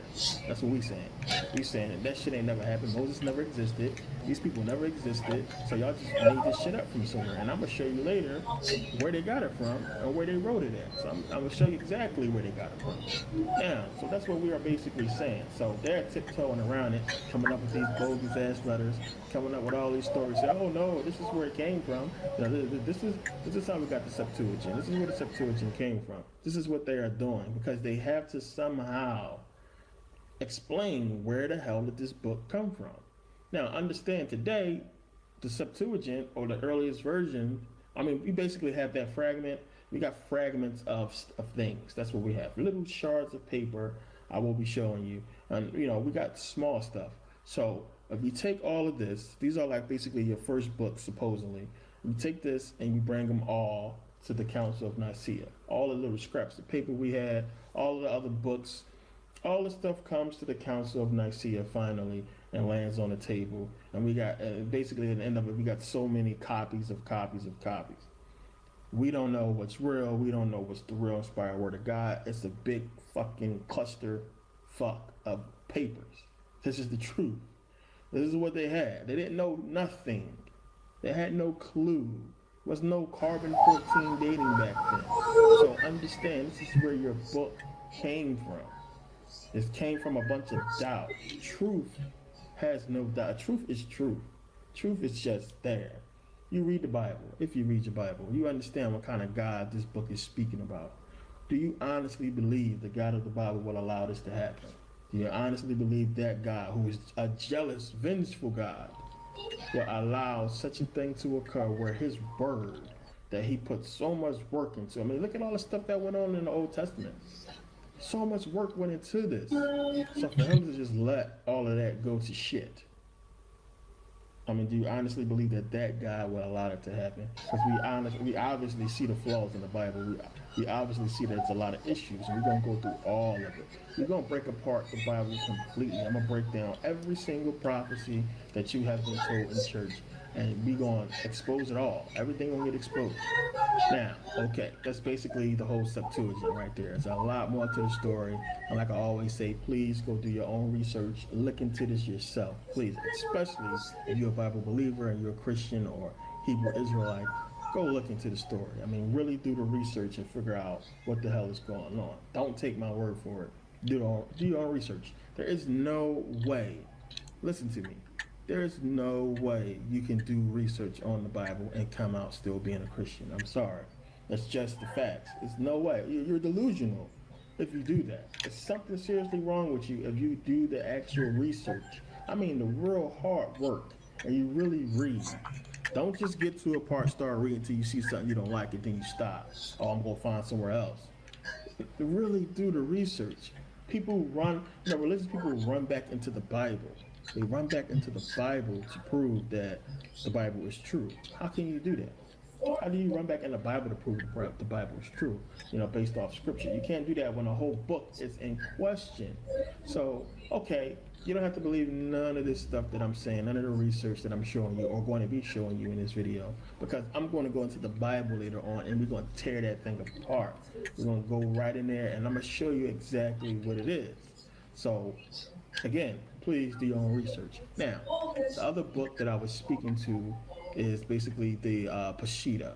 Now, in Peshitta, if you read Acts 11:26, it says Christianity began in Antioch. Where is Antioch? It's in Syria. And they have the Syriac Orthodox Church of Antioch in Syria. It's one of the oldest churches on the planet. There you will find the Peshitta. Now, the Peshitta is basically, they took the Old Testament Hebrew, translated it into Syriac, and this is how we get the Peshitta. Later, they took the Greek New Testament, translated it into Syriac, and put it in the Peshitta as well. Now, the Peshitta was supposedly written around the 2nd century. It's another 2nd century AD. It's an old book. Now, the thing about the Peshitta is this: when they first was translating the Peshitta, the New Testament part of it, it didn't include certain books. Now, it didn't include 2 Peter, 2 John, 3 John, Jude, or Revelations until the 5th century. So we're talking about a couple hundred years after the whole Council of Nicaea, they finally put Revelations, which is a major book, into the Peshitta. And that's a reason for that. Now, so we take all these books, we take these manuscripts, and you have to understand that it was people making copies. People, when they had these, religious sects or religious groups, when they got their hands on a manuscript or, one of the books, they wrote copies. So, wars was going on, a lot of stuff was going on back then, and these copies was being destroyed. Some of them was, turning up later on, and, Council of Nicaea took all of these copies. They had what they had when the Council of Nicaea convened, and they put it on the table. So, we have to get into the books that was basically produced from the Nicene Council. But before we can do that, you have to realize that there were other books before the Nicene Council. Now, understand, the Roman Catholic Church began between the 1st and 5th century CE. Now, we know that they was probably using the Septuagint around that time. In the early stages of the Roman Catholic Church, they were probably using the Septuagint and using other, manuscripts that they had. But at some point, they begin using what is known as the Vetus Latina. Now, the Vetus Latina means Old Latin in Latin. Now, it wasn't written in Old Latin, it was just called Old Latin. It was written in New Latin. Don't know who wrote it or when he wrote it, but what it basically is the Latin translation of the Septuagint, from original Hebrew and Greek to Latin.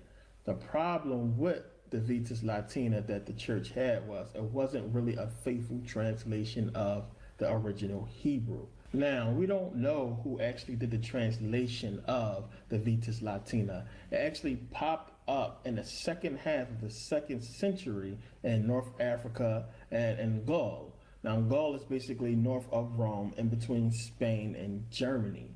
So this book popped up. We know that the Roman Catholic Church was using it because we actually find smaller ones. So basically, the clergymen had them as like little Bibles around that time, and they was using this book for a while. But as I said, it had issues. It wasn't a real faithful translation of the original Hebrew, and they had to change that. So in 382 CE, Pope Damascus I, he commissioned Saint Jerome to go ahead and revise the whole Vetus Latina. So Saint Jerome gave us the Latin Vulgate. Now, the Vulgate basically is a revision of the Vetus Latina, but Saint Jerome, he added and he changed a couple things, of course, because he felt like, and this is one of the weird parts, he felt like the Septuagint itself was not perfect. It had issues and flaws and things he needed to change. So understand, Saint Jerome was not told by God. Jesus didn't come down and tell Saint Jerome to do this. The Pope told Saint Jerome to do this. So understand, this is one of the books that your Bible that you have today is referencing. This is one of the things. So the Septuagint was changed, and when you start reading about what Saint Jerome did to this whole to the Septuagint and with the whole Latin Vulgate, he added and he changed so much.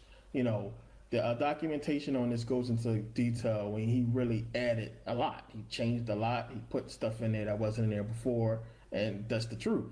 So here you have another instance where somebody is adding or taking away from the book. But St. Jerome basically pissed a lot of people off with a lot of the translations he did with the Vulgate. Now, another thing you got to pay attention to is the date. Think about the date. 382 CE. This is after the Council of Nicaea. So, what books did the Council of Nicaea produce?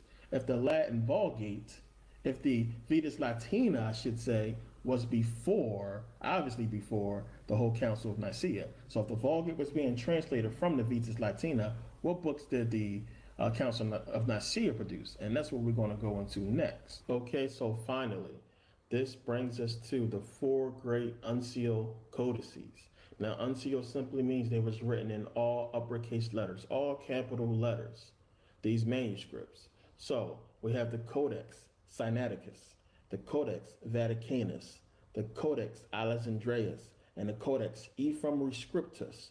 Now, they will tell you that the Codex Sinaiticus is the oldest complete Bible manuscript. Oldest complete. It is just the oldest complete one. It's not the oldest. The Codex Vaticanus is the oldest. Now, the Codex Vaticanus was supposedly written in 325 CE. It's the same year the Council of Nicaea took place. Now, the Sinaiticus was written 5 years later in 330, and the Alexandrinus was written in 400 CE, and the Ephraem was written in 450 CE. So we're talking about between 325 and 450 CE that these codices were supposedly written and put together, taking place after the Council of Nicaea. So whatever happened during the Council of Nicaea, over this next period of time, these codices, these manuscripts were put together because of what went down at the Council of Nicaea. Now, these codexes, these manuscripts was written on vellum, which is lambskin.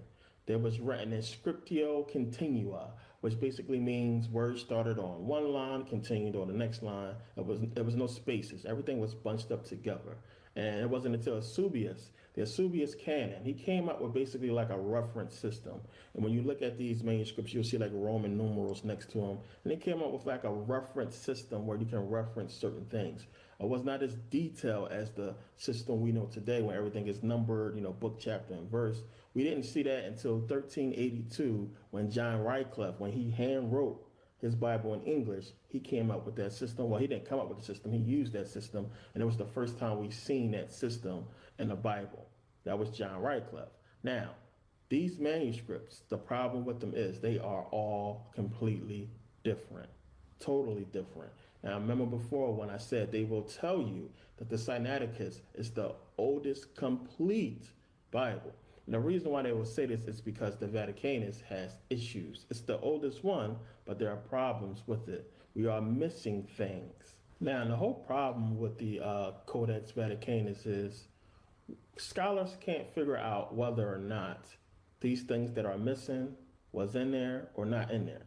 You know, were they just pages that was torn out, or were they never in there in the first place? And the only way they came to a conclusion that they were not in there was to compare them to other manuscripts and see if they wasn't in those as well.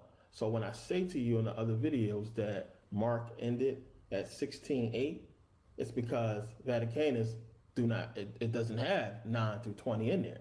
Neither does Sinaiticus.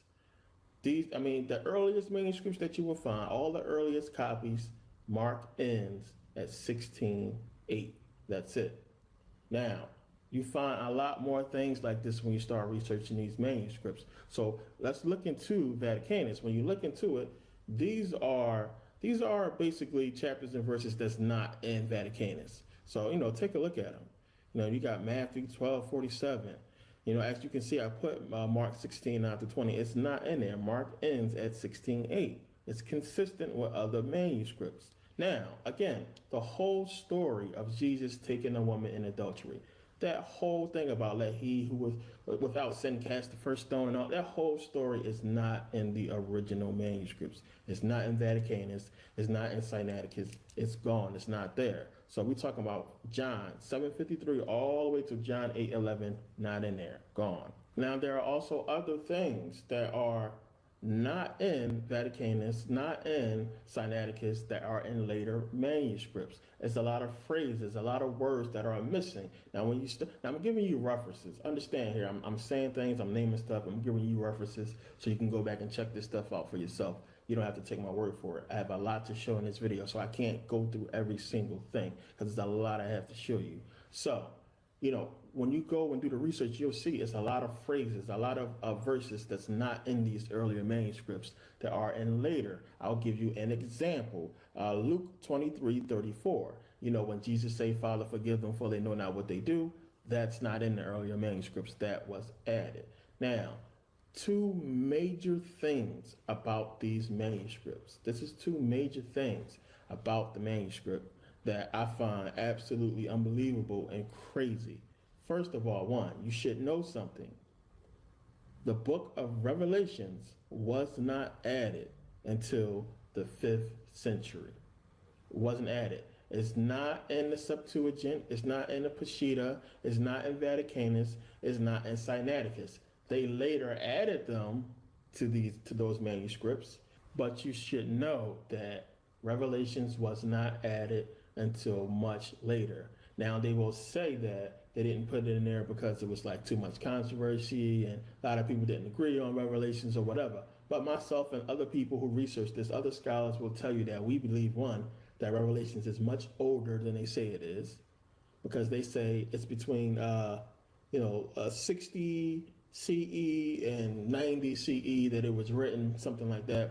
But we believe it was much older because it's not in the Septuagint. It's not in Vetus Latina. It's not in the Vulgate. It's not in the Septuagint. It's not in any of these older Bibles or any of these manuscripts we're finding. We're not finding Revelation. So we don't really know how old it is. That's something you need to take into consideration. Now, the other thing was Matthew 27:49 in the Vaticanus says something totally different. Now, when you go to that verse, that's where, they put the vinegar on Jesus' head, and then, the next verse it says he gives up the ghost. What originally is in there, what they changed was, you go to John 19:34, where Jesus he gets the spear. When the soldier hit him with the spear, stabbed him with the spear, and then he dies. This originally was Matthew 27:49.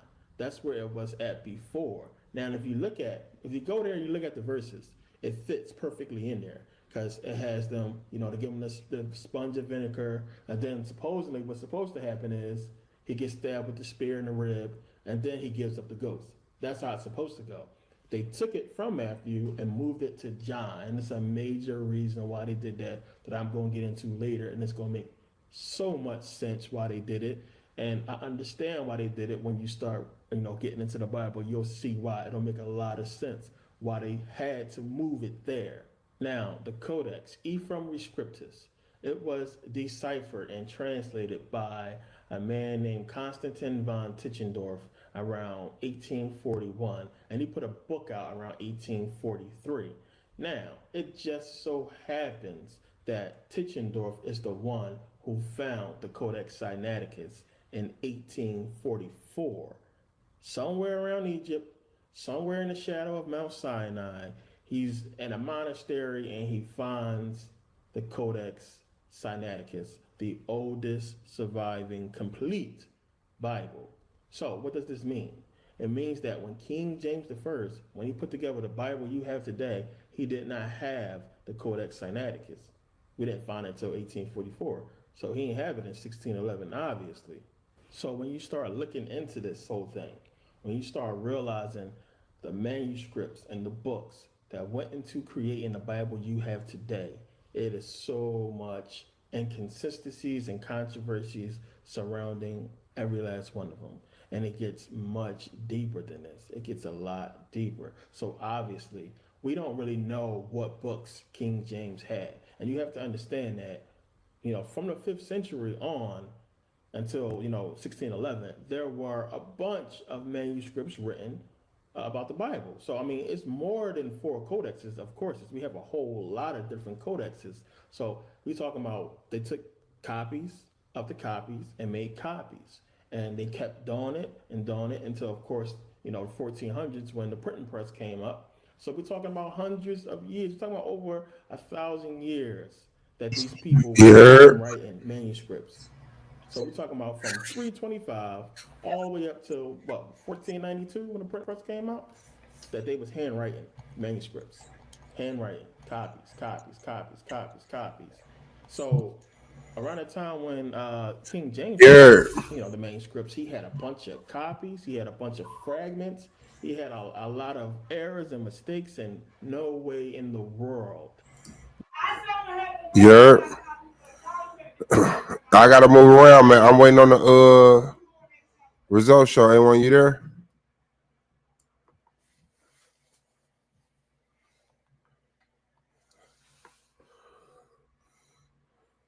All right, this is definitely the boy Swab Boss, man. Incorporation, collaboration with A1 in the Coliseum with arguments, the Titans of Bay League.